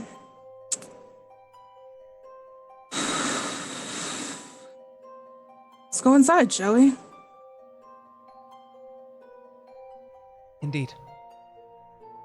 The temple actually stands open. It's a very small room with just an altar across the back. It's only a little bit larger than a privy. Privy's a word used in America, right? Like a bathroom? Yeah, like a porta cabin. Water closet. Yeah, there we go, water closet. Porta potty. There you got it. So it's a little larger than one of those, with like an altar across the back on which there doesn't stand any ornaments or anything like that. There is merely a pot which it looks like is designed to burn perhaps incense. There's a slight whiff of it, even though it's old, and a book which sits open on the on a rest, on a book rest.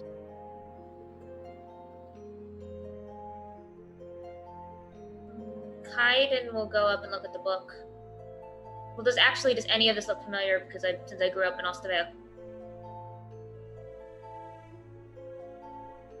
You might see the dawn of recognition come across Kaiden's face. You know what that is? Well, I never really entered a place like this, but they're more common in Ostervale than they are in our little village. Right. They're much bigger. I was about to say I don't think everybody could hole up in this place for the night. Maybe we should check out a different place. What's in the book? Well, the book sits open.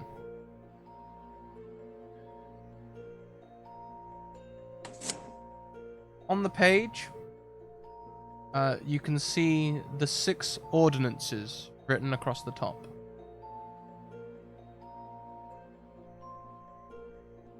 These make the core of the religion. It reads... can you read, Kaiden? I don't know. Kaiden can barely read. It's Barely read, okay. barely. So you can get the general... Survive. You can get the general gist. You know your numbers, 6. 6 ordinances. Ordinance...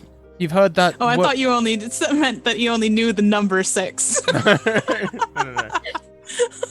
Kaiden did not have the greatest education. We'll just leave it at that. You can spell out the word ordinance.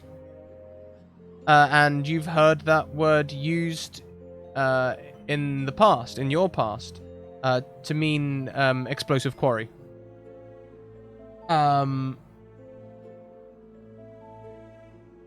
It says, you shall follow the path of the one God only.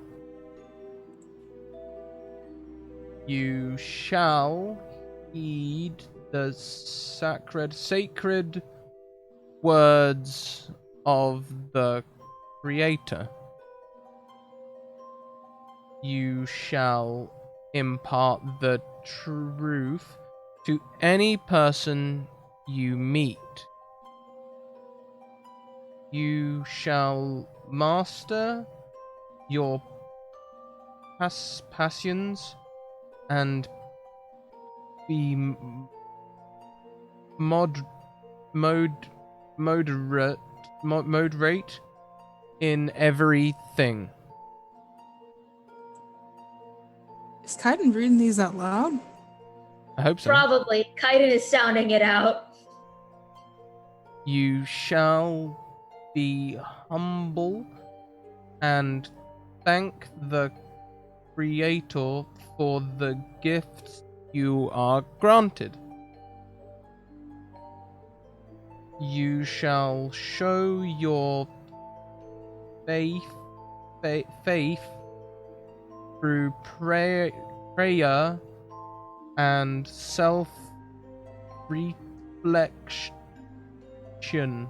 reflection for the glory of the one God. We're not going to go so far as to say you've had a headache, but you struggled through it. Kaiden does have a little bit of a headache, though. Right, well, reading lesson over. Do we really need to stay in this building any longer? Kaiden's gonna skim through the book and see if blood is a word that shows up.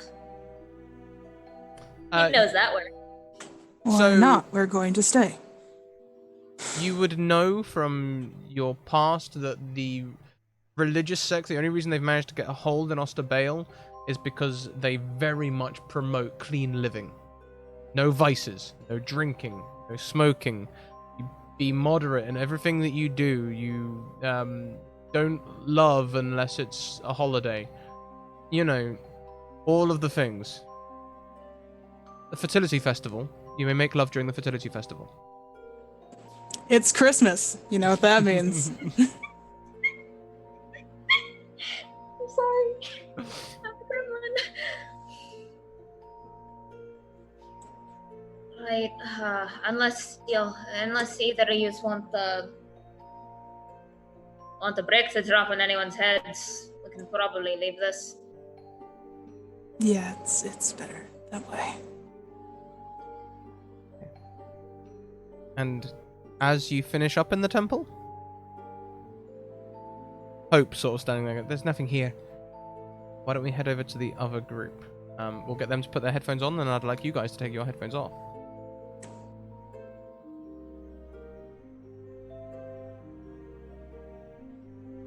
Oh, hi, friends.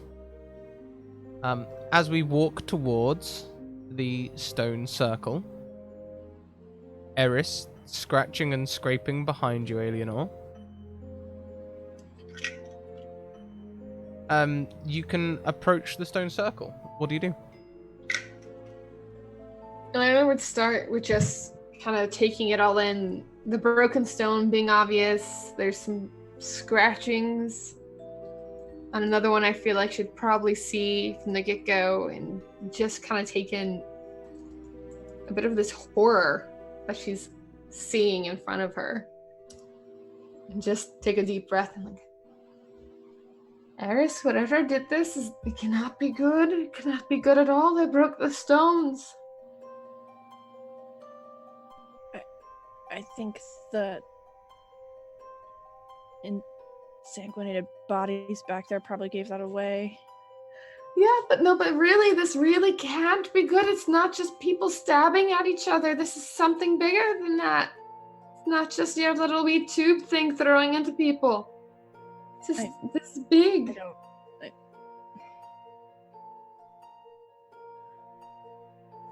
Okay. Alright.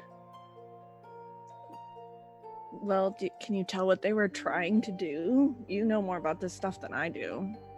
I can try.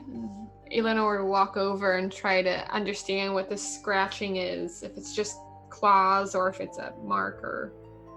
From the outside of the circle, the claw scratch marks, they do look like they're forming shapes, but they're very sparse on this side of the circle. You can see more marks are made on the inside of the circle.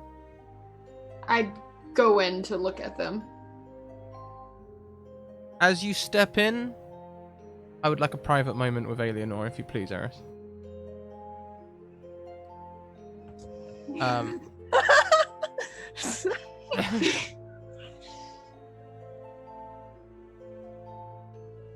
You are slapped in the face with a feeling like no other. This is suddenly like where there was a complete vacuum.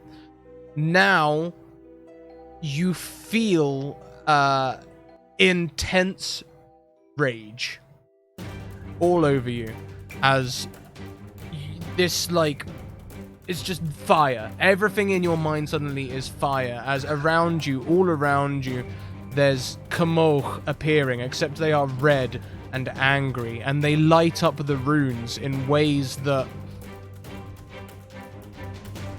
you can't understand them, but you can feel them.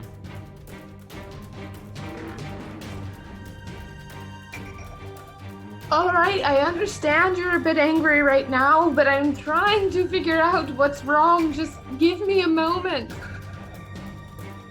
Do I recognize them as the fire spirits? Like, do I feel them like that? Or are they just angry Kamoks? I know we joked about there being a test at the end, but do you remember what Seamus told you about the fire creatures? Didn't it mean death? The spirits of fire? Spirits of fire are destruction and death. They are not a part of the triad of elements which keep the world turning. They are the part that ends the cycle, ready for it to begin anew. So these are just super angry Kamoks then. I will find out what it was, but you gotta give me a bit of a break here. I just kind of stepped into the circle. Alright, and I'll like try to like put my hands up to try to like in my mind calm them like they're people. As you reach out to them, would you please make me another mental resistance check?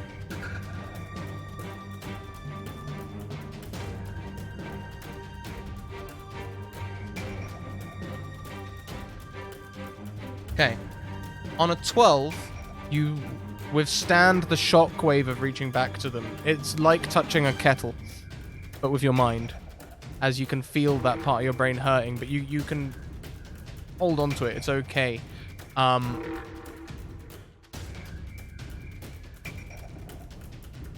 You also, on a high roll like that, give me a magiance roll.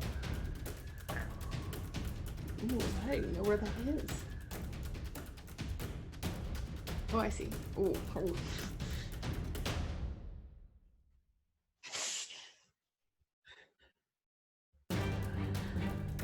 They begin to pile together and burn brighter.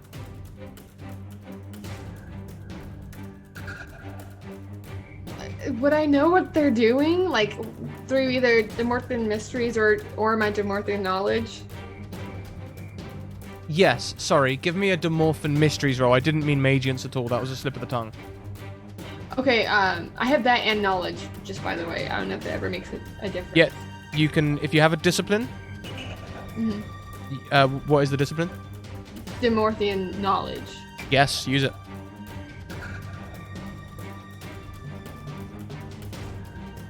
There we go. They are signaling. They are lighting the bonfire. They are signaling the beacons. For what? What do you think? I hope not the spirits of fire. I mean, I know that's outside their thing, but it's a cycle. So I don't know if they welcome the cycle. They say the Fiondas are often infested with the spirits of fire. Oh, no, don't. I just calm down a wee bit. Is there any part of me I can grasp to try to, like, will them? I'm not sure if that's, any part of the Rindath to, like, try to calm them or not? Or is Try it. What, there's not a roll cynical, to that, so do I roll something else? Let's see. Rindrath. I know I've seen it. Yeah, I have it, there's just not a, roll thing next to it. Interesting. Mm-hmm. What's your rating in it? 9. Roll me a d10 plus 9.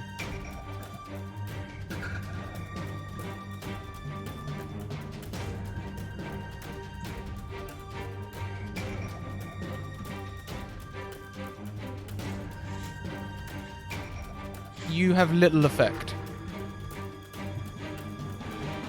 Alright, if you just calm down a wee bit, we could fix this. We can help you. Just calm down a wee bit.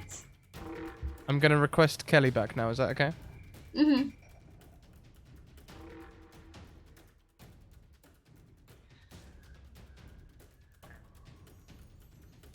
Bring it. Hey. That's not good enough. Eris, actually, Paige, would you please describe what Eris sees as Alienor steps into the circle? Yeah, Eris would see as soon as Eleanor steps into the circle. Eleanor kind of stepped in, like, just casually. As soon as she steps in, she's, like, in defense. Her, like, shoulders slump. She's just kind of, like, cowering a little bit. You see her kind of making motions and talking about calming down and you know, like, let's just talk about it, basically. And assuming that Eris can't see any of this like before.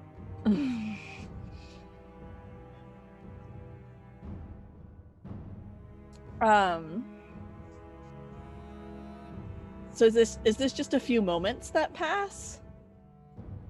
Yeah. Maybe Okay. 45 seconds to a minute. Okay. Because Eris may have initially been distracted. She was looking to see if there were human footprints anywhere. She has a theory. As it happens, there are fresh human footprints in the mud. But not from any of us. Are they going into the circle? They do not. Can I tell which way they went, generally speaking? Will you carry on your observance roll from earlier? Okay. Yes. They come from the west area where the temple is, They sort of look at the stones for a bit, but they walk around the outside before going into the nearest room, the nearest house.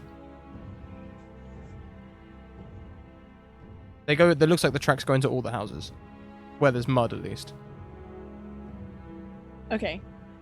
And Eleanor's still like waving her hands around, acting like she's freaked out. Yeah, would we hear Eleanor saying anything, crying out, or does she do that all in her head? Oh, she says it out loud. Full Give us an Monty. example. Give us an example. Eris hasn't heard it.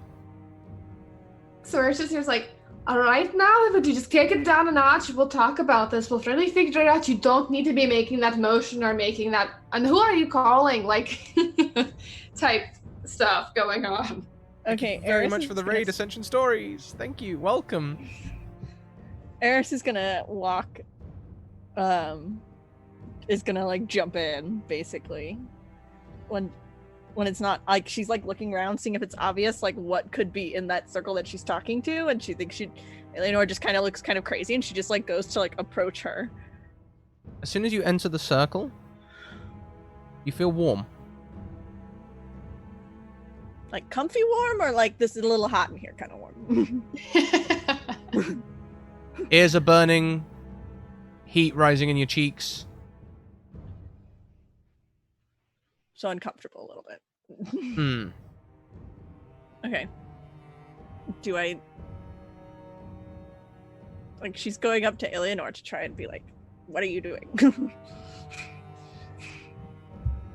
Iris, this is really not quite the time for this. There's a whole lot of going on. I know you can't really see it, but they're really angry right now. There's a rage in their building to make a signal, and I don't think we want what they're signaling over here. All right? Iris, Should we just get out of the circle? Who's the they? I would not get out of the circle. Oh, you might be able to get out of the circle, but I'm trying to talk them off the cliff right now. Who's the they?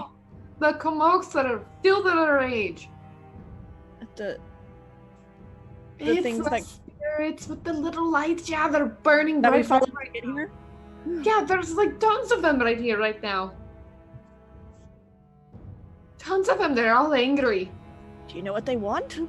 I'm trying to figure it out, but they're really not telling me what they want right now. Is there anywhere in the circle that's broken? Like, can Eris fix it? It looks like maybe a half-ton block of stone. So no. So yes and no, in that order.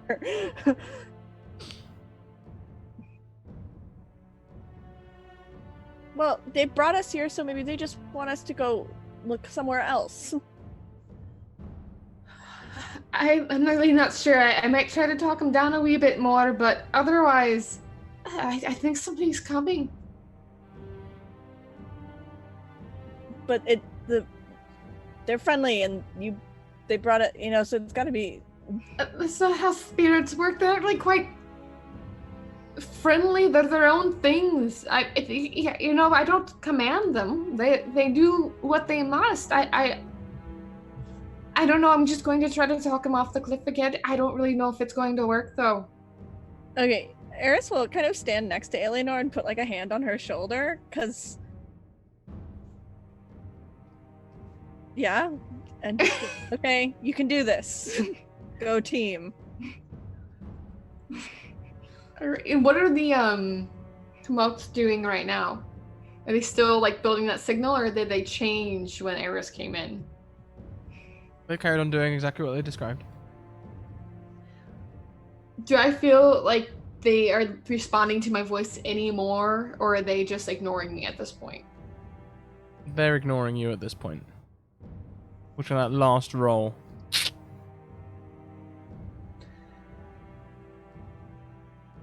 Eris, I don't know. Maybe I maybe explore some more. Maybe there's something we'll find that calm them. But in the meanwhile, I just think I should keep an eye on them.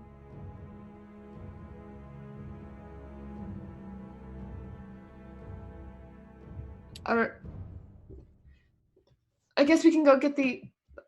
I don't really know what to do. They're just filled with rage. Okay, well, there's a lot of people. It looks like there's a lot of tracks. There may still be other people here. I'd feel a lot better about this if we weren't all separated, especially if something is coming to eat us. As you are talking, you can see Reese, Kaiden, and Hope coming across the village towards you. So they will hear the tail end of your conversation, probably. They just hear Eris say, like, something coming to eat us. Excuse me? That's a direct quote. That's what I just said. That's a direct quote? So perhaps Reese, Kaiden, and Hope quicken their pace as they approach. Sure. As you approach, you can also see Alienor acting very strange in the circle of stones. You might have seen the sort of positions that Paige was demonstrating for us. There's a lot of that. Oh, yeah. And she looks quite flustered. And I guess Eris looks kind of like she's trying to like cheer her on or comfort her, and it looks like that's what Eris might be trying to do, and Eris's way of doing it, so it's not very successful. Reese would probably also notice the tracks as they head across with their natural hunting ability and tracking ability. You'd see fresh in the mud, much newer, maybe only a day or two old, human tracks. Oh, okay. They come from the temple, across to the standing stones. They go around the standing stones a little bit, and then go to the nearest house. And anywhere you can see mud, you can see these footsteps. In fact, over in the stake, you realize now it looked like it had been smoothed out. It wasn't smoothed out. That was just a lot of footsteps and maybe even a blanket put down.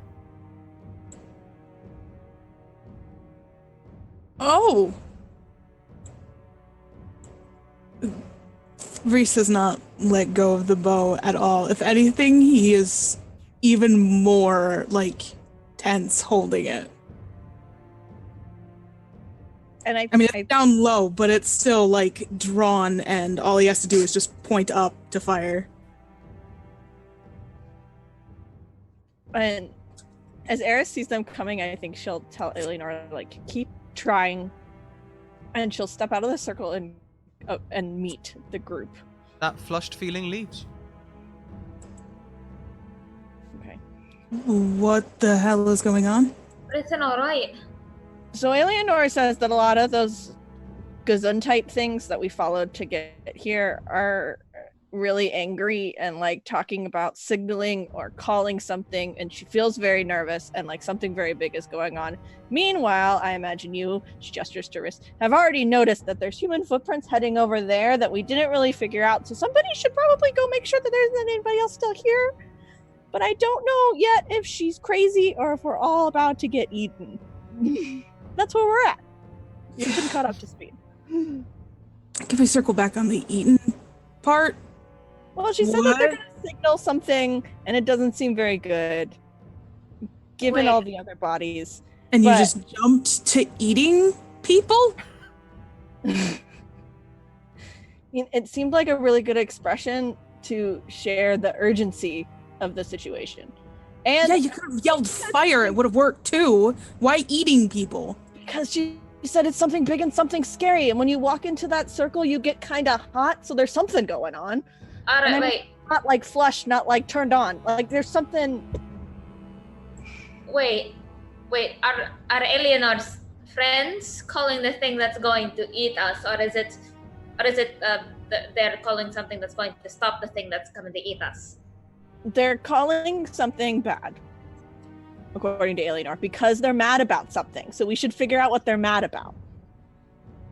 Right. Then all right. Alienor, tell them to not call it on us. She's working on it. Work in progress. I'm really trying. It's not that easy, Reese. All right. Let's take. I would rather not be eating. Okay, just putting that out there. Just rather not want it. Kaden, Take it out. come Where with those me. and figure out where those tracks went. I, And Rist, you want to make sure that nothing comes crawling out of the woods.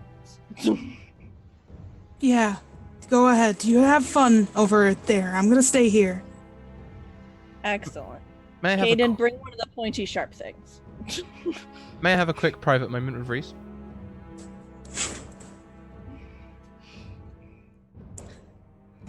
It's not until they leave that you realize that Kaiden and the known sneak in the village have just gone off together alone. When Kaiden was just saying moments ago that you don't want the two fighters to go off together.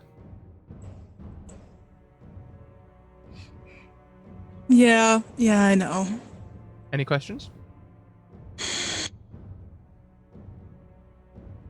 Right now he's really panicked, so just the mention of being eaten has him extremely panicked and on edge.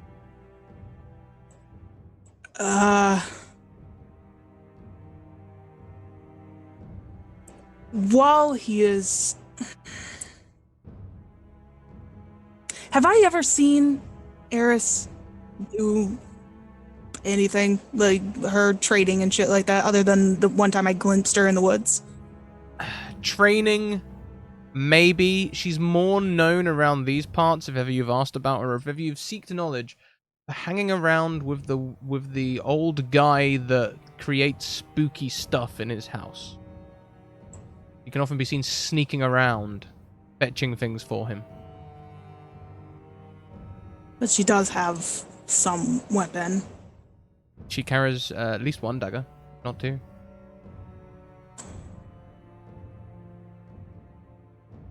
Is Hope staying with me? Yes, Hope is staying with you and Dalianor. Good. You okay? Oh yeah, I'm fine.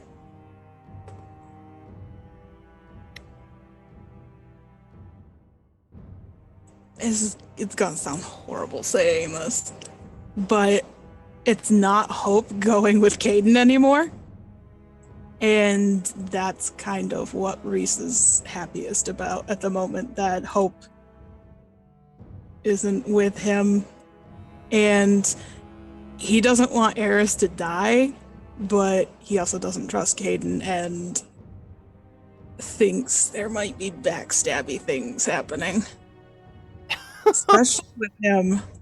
Okay. He doesn't want her to die, so if he hears something, he'll probably run that way, but Okay. holy shit. It's not, at least it's not Hope. So, small silver lining. And is the reason that Reese is glad that Hope isn't going with Kaiden purely about survival? No. Didn't think No. so. She seems to... He's been watching the two of them, and anytime they talk, he's just kind of like, nah. But yeah. Okay. She stands reasonably close. She can... you think she can tell that you're upset. So she's staying reasonably close. Cool. Did I get everyone else back?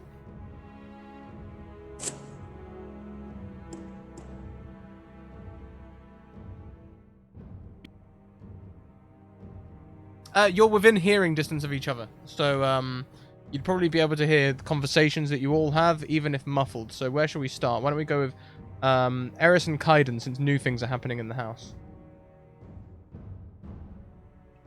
Yeah, so Eris would kind of try to be sneaky, but at some point she has to stick her head in, so...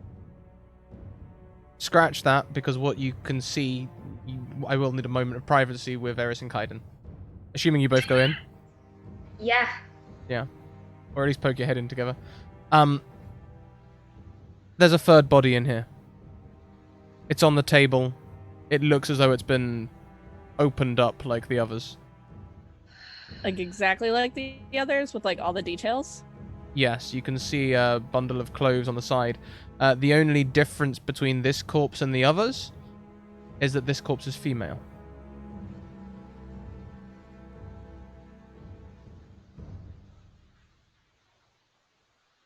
Is there anything else in here? There's a lot of There's a lot of jars around, which you can see contain whiskey. There's a still in the side of the room, which aren't usually kept inside, but it looks like this one is. And there's a small fireplace. It seems like there's a bed in one side. This is a small house, like a one-room apartment. It looks like the sort of living quarters that a Demorphin might keep. Especially being so close to the stones. And the robes tossed to one side are also of Demorphin nature. Though from the age of this corpse, even though it's dried out, you'd think they're around Alienor's age. Maybe younger. More like an apprentice. Yonfen. Right. We get the same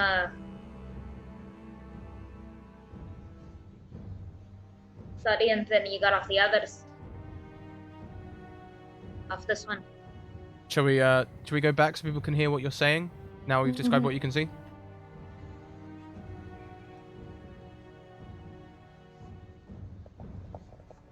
How do we get Paige's attention? We need a thing to get attention.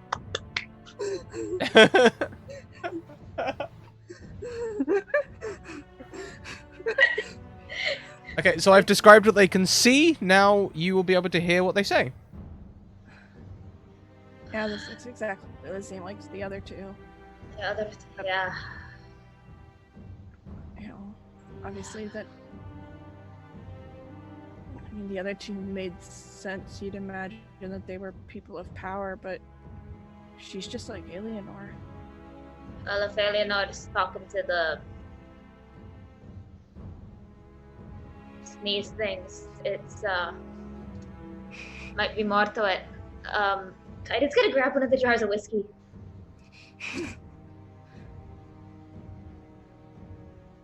I mean, Not any. if the things are grumpy about their Demorphin being dead, we can't really do anything about that. I mean, we can't. Yeah, there's not much we can do, but there's no one else alive in this house. Is, hate to say it, a pretty good thing. Do I see any signs of newer humans? Like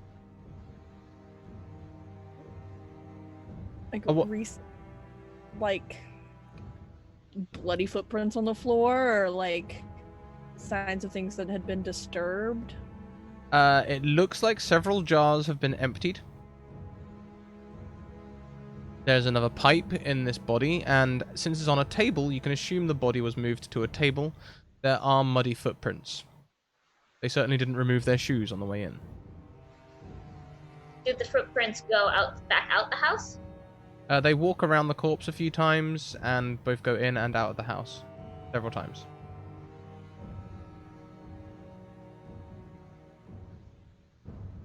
Alright, do you think the person who did this is still around?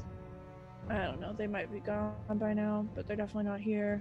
Might be gone is not exactly a good thing.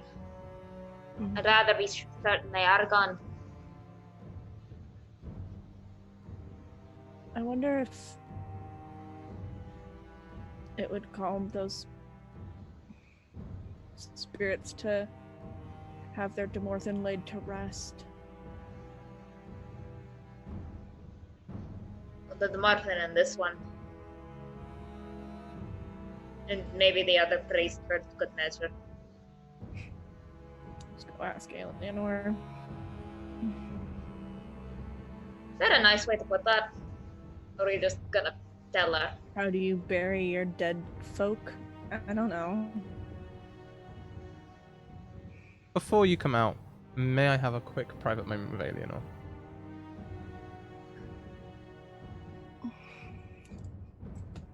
Alienor,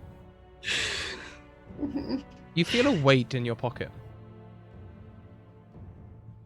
I reach into my pocket. You can feel a cold stone. I reach in and I pull it out. It's the river stone.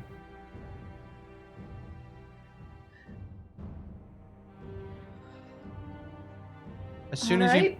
pull it out, become more quiet.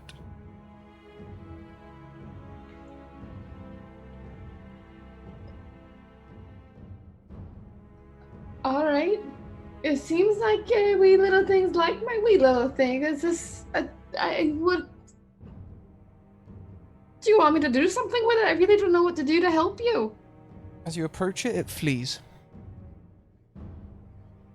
Like one or all of them together? At least a couple of them. Anywhere you point, they sort of flee to the edges of the circle. Do they change color? They do not. Alright. I try to seeing that break up the signal, basically. And I'm just like, alright, yeah, let's take it down a notch now. And start waving it around.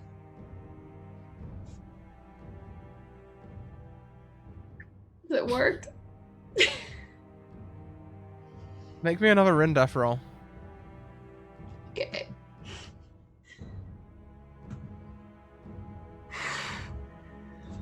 You calm the spirits. Oh, thank gosh. They flutter together for a moment before heading up towards the sun glaring in the sky. Seamus said, and Gale, spirits of fire. Yeah, should we get everyone back so you can describe what just happened?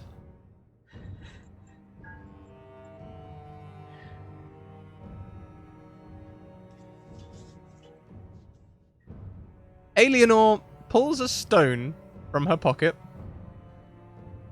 waves it around a bit, and then looks very relieved.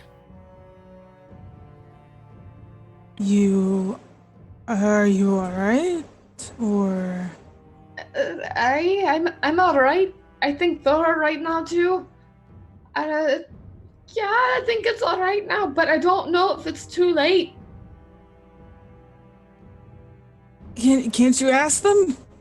Yeah, it's a little bit late now, don't you think? They kind of, alright, you can't see it. Oh my.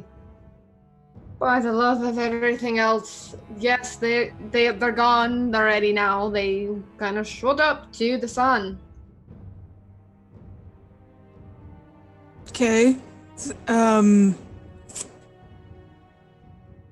Well, that whole thing, the rock thing, does that make it better? Or worse? Is it good that they're gone? Well, the funny thing about the triad is that they don't really explain anything to you yet, I think. So let's take it as a good sign, but I don't really know how good it is. To be honest, I don't know much. Right. We heard everything that they were saying in the house, right? Mm-hmm. Muffled, but yeah.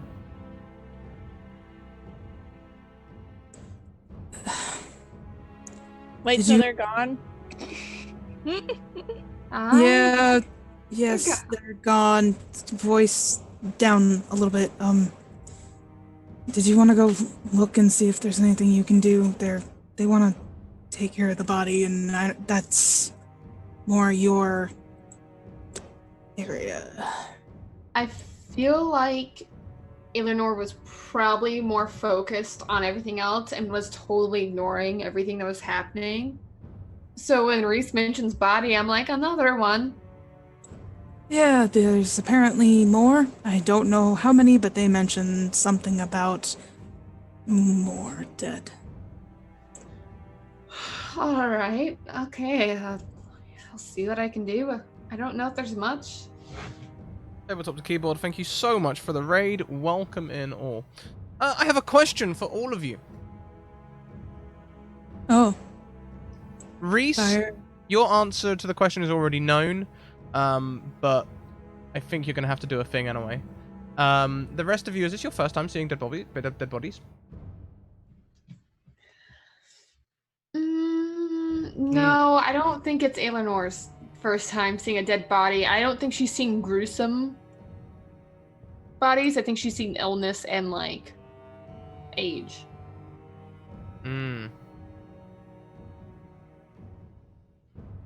You look very thoughtful, Kelly. This would be Eris's first time seeing anything this gruesome in person. Okay. So, for recent Eris, I would suggest that a mental resistance check might need to be made. However, if you I am can, using advantage. if you can describe how your character feels and shrugs off this new experience, you can forego the roll. To be fair, I don't think Reese has been looking at them really at all. Like, he's been avoiding eye contact the whole time. Okay. Hold on to that thought. Okay.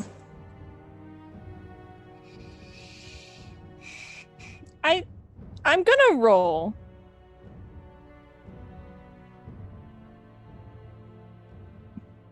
And I'm not gonna explain why I'm choosing to do that. I'm Okay. just gonna Your choice. Okay.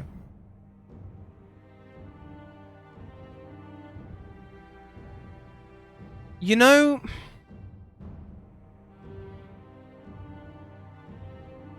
it could be worse. Okay, they're dried out. Clearly someone's doing science. You're almost able to compartmentalize this. Thank you. You're yeah. welcome. Yeah. I mean, How- I think that's kind of what Eris is outwardly doing at minimum. Yes, definitely. We'll maybe talk about the internal shortly. But I think would it be fair to say people see you sort of harden a little? Yeah, I think. What would everyone see? think Because everyone what's can hear it in a upsetting minute. I think what's upsetting to everyone else is that Eris seems so calm. Like, you'd think she'd at least have like a problematic gag reflex or something. Like, this is disgusting. And she's like, you know? So it's like unnerving, like how not unnerved she is.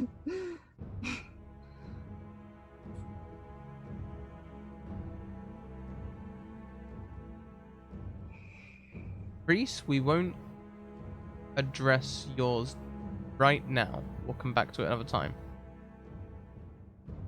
Thank you. Carry on.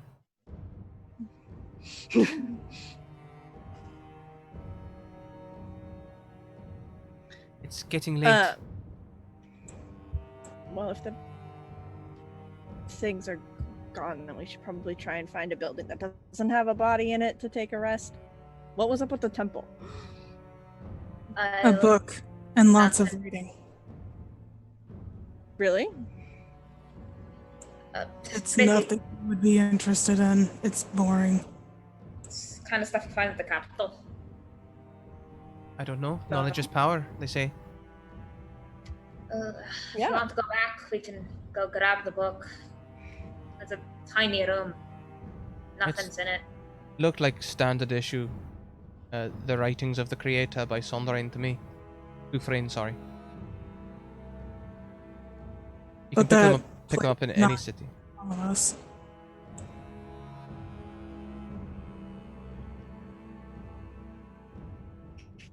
Just the capital city It thing. was a small room though, and it wasn't disturbed. Is it enough for us to like sleep? It's a tiny room. Probably not It's the very kind of small, club yeah. in. Well, I guess we can always sleep in the stones if you want. I think it's quite big enough, says Eleanor, wondering if it's big enough. It would be big enough. Things that would seem weird to all of you. Standing stones aren't in villages. They're usually a respectable distance from the village. standing stones aren't covered in strange scratched out runes.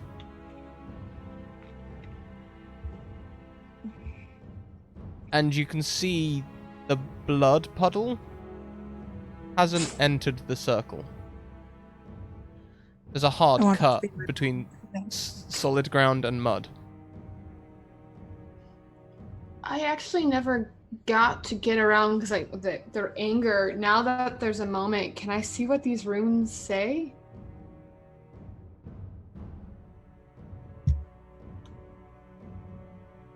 Give me a Demorphin knowledge roll.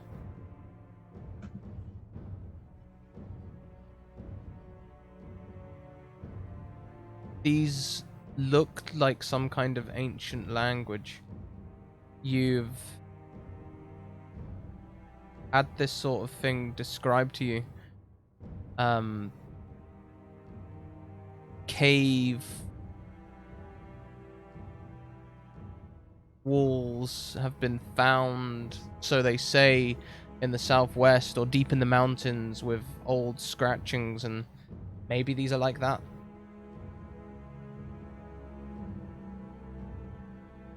When I walk over and take a peek, I'll tell the rest of the group that. And it's like, this is stuff that's older than like our granddads and our great granddads. This is some really old language going on here. I don't know what it says, but this isn't something people use today. But is it going to protect us? Could I tell at all anything? The feeling you got on the cliffside? Back. It feels welcome after what happened just now, but... No, I think this spot is dead. I think they broke it. Whatever they did, I think this isn't a safe spot anymore, actually. I've never seen a broken stone before. It's look at it, it's gigantic. They broke it. Right, let's find the building then. Yeah, let's find one. Should I roll something to see and track? If you're willing... Just pick one and be like, that one's got 4 sturdy walls. I think Eris would just keep poking her head into buildings until she found one that was relatively blood-free. The Same. other buildings, if you check all of the buildings, all of them have muddy footprints going in and out and all around, as though people were searching through the things, or at least a person was searching through the things. You won't see any tracks that look different than that one set. They seem safe enough. Some of the food stores have been raided. By the pattern of the footprints, can I tell what, like, the specific places they're looking for? If they're looking through, like, valuable drawers, or they're looking for food, what's the pattern of their raiding? It seems,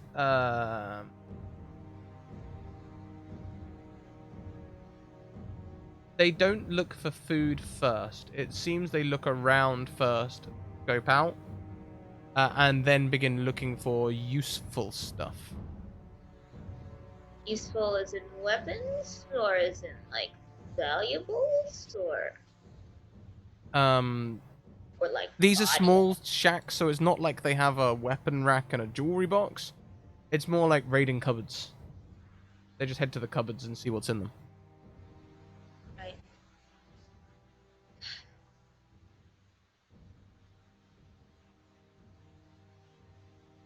Eris, Mm.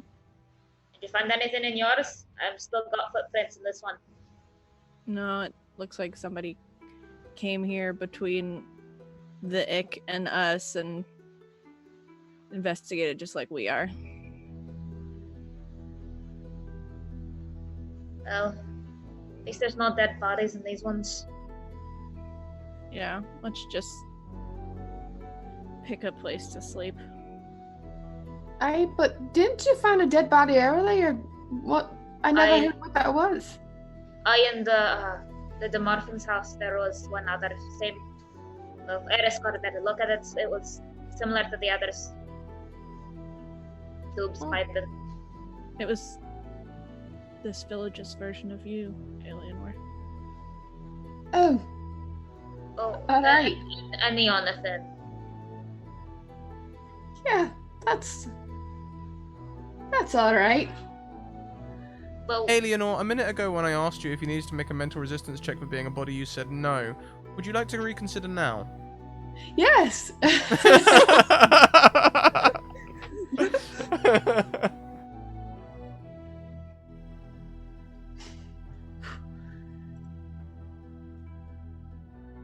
Mm.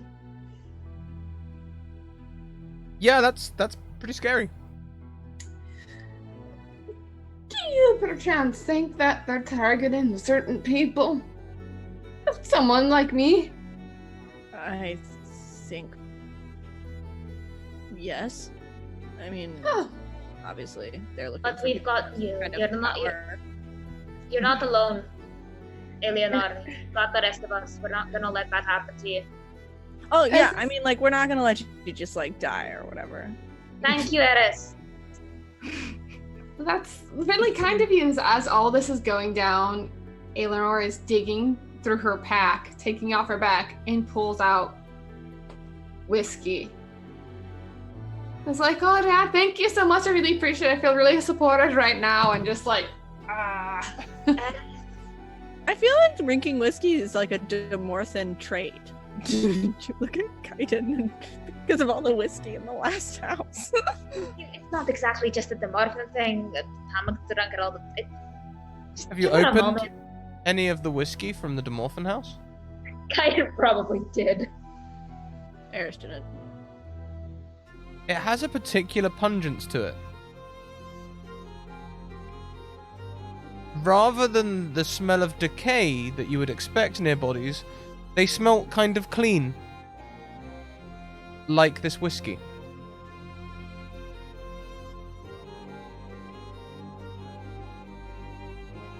Like the bodies aren't rotting. No. Like this whiskey was either recently consumed, but they were dry, or maybe doused in. The bodies were doused in it, maybe. Alright. Well, we're not drinking that. Put that on a shelf somewhere. Would you like some of mine? I'm fine, actually. Yes, Well, please. Seems like perfectly good whiskey. Reese will kind of take it from her and do a quick deep swig and hand it back and just. Just that sort of TLC flavor. If any of you have drunk Talisker. Or smells Talisker, perhaps. You're Scottish. This is mother's milk.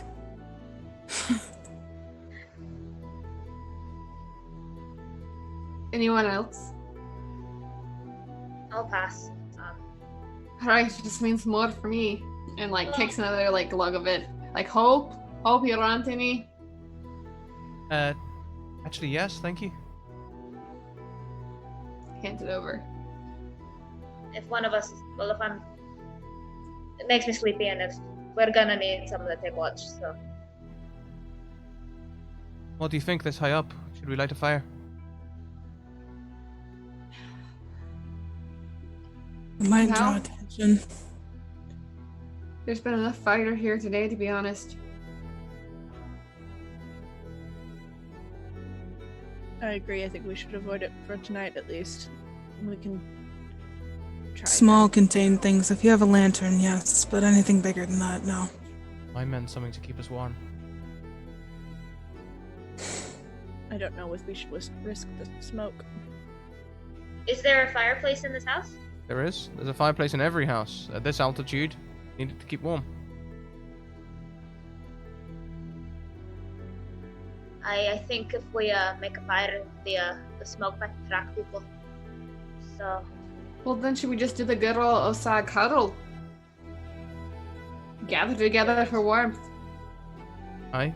That seems like Seems like an option to me. Remember, Alright, you can. who wants- You can all request a private conversation if you want one.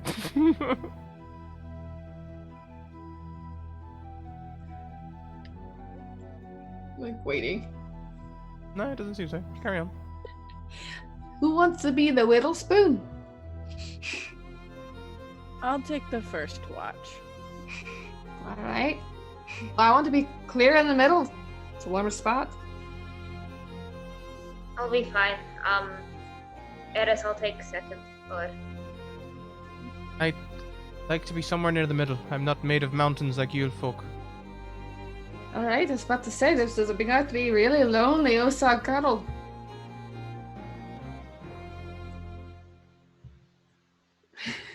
I'll take watch. Alright, Hope. It's just the two of us, there's no middle. well, the purpose of a watch is that we rotate. So I'll take second watch after Eris is done.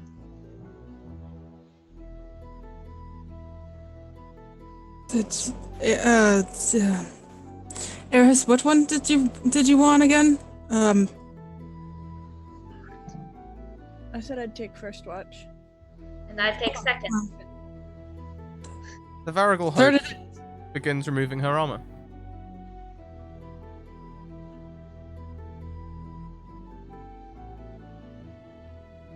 Alright. To the corner with Reese.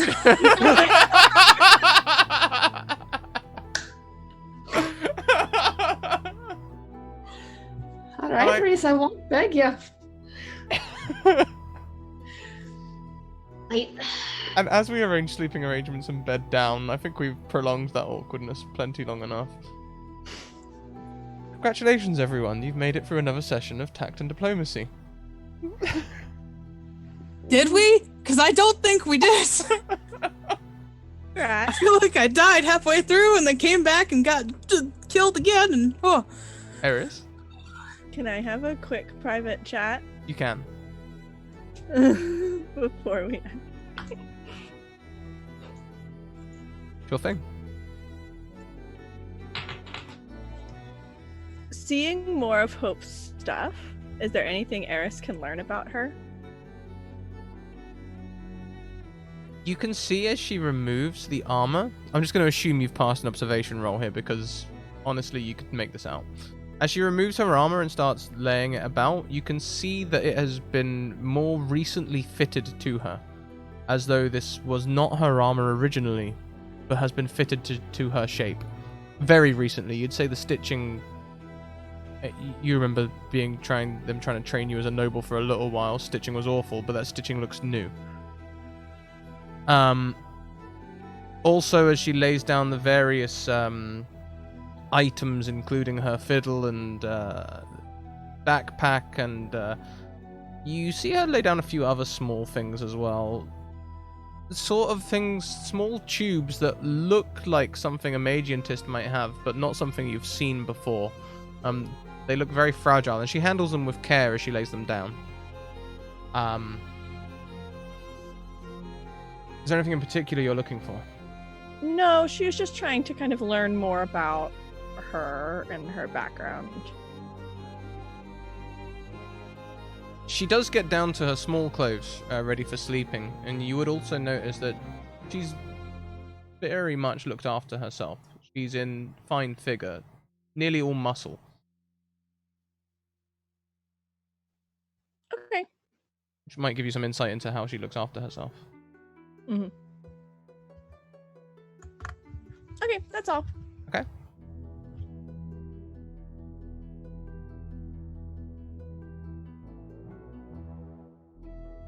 Welcome back. Hi. Hi. We did it! We made it for an episode of Tact and Diplomacy! Woohoo! That was fun. It was fun, wasn't it? Well, everyone, we do have outro credits, so I will run those shortly. In the meantime, let's throw up our closing messages. Please check them out. We're going to head over to the Discord where we can talk about the campaign so far and how it's gone. I hope you guys are enjoying it. I'm very much enjoying being inside my players' heads and getting so close to them all. It's fantastic. Please also check out our sponsors, Bird in the Storm Publishing and Mage Hand Press, and we're very grateful to because they make this all possible. We'll be back tomorrow at 2 p.m. EST or 7 p.m. UK time with the cleanup crew, which is going to be hosted by the D&D channel also. So we'll see you there, and we'll be back at the same time next week for more Tact and Diplomacy. Keep on evoking emotions, everyone. Bye.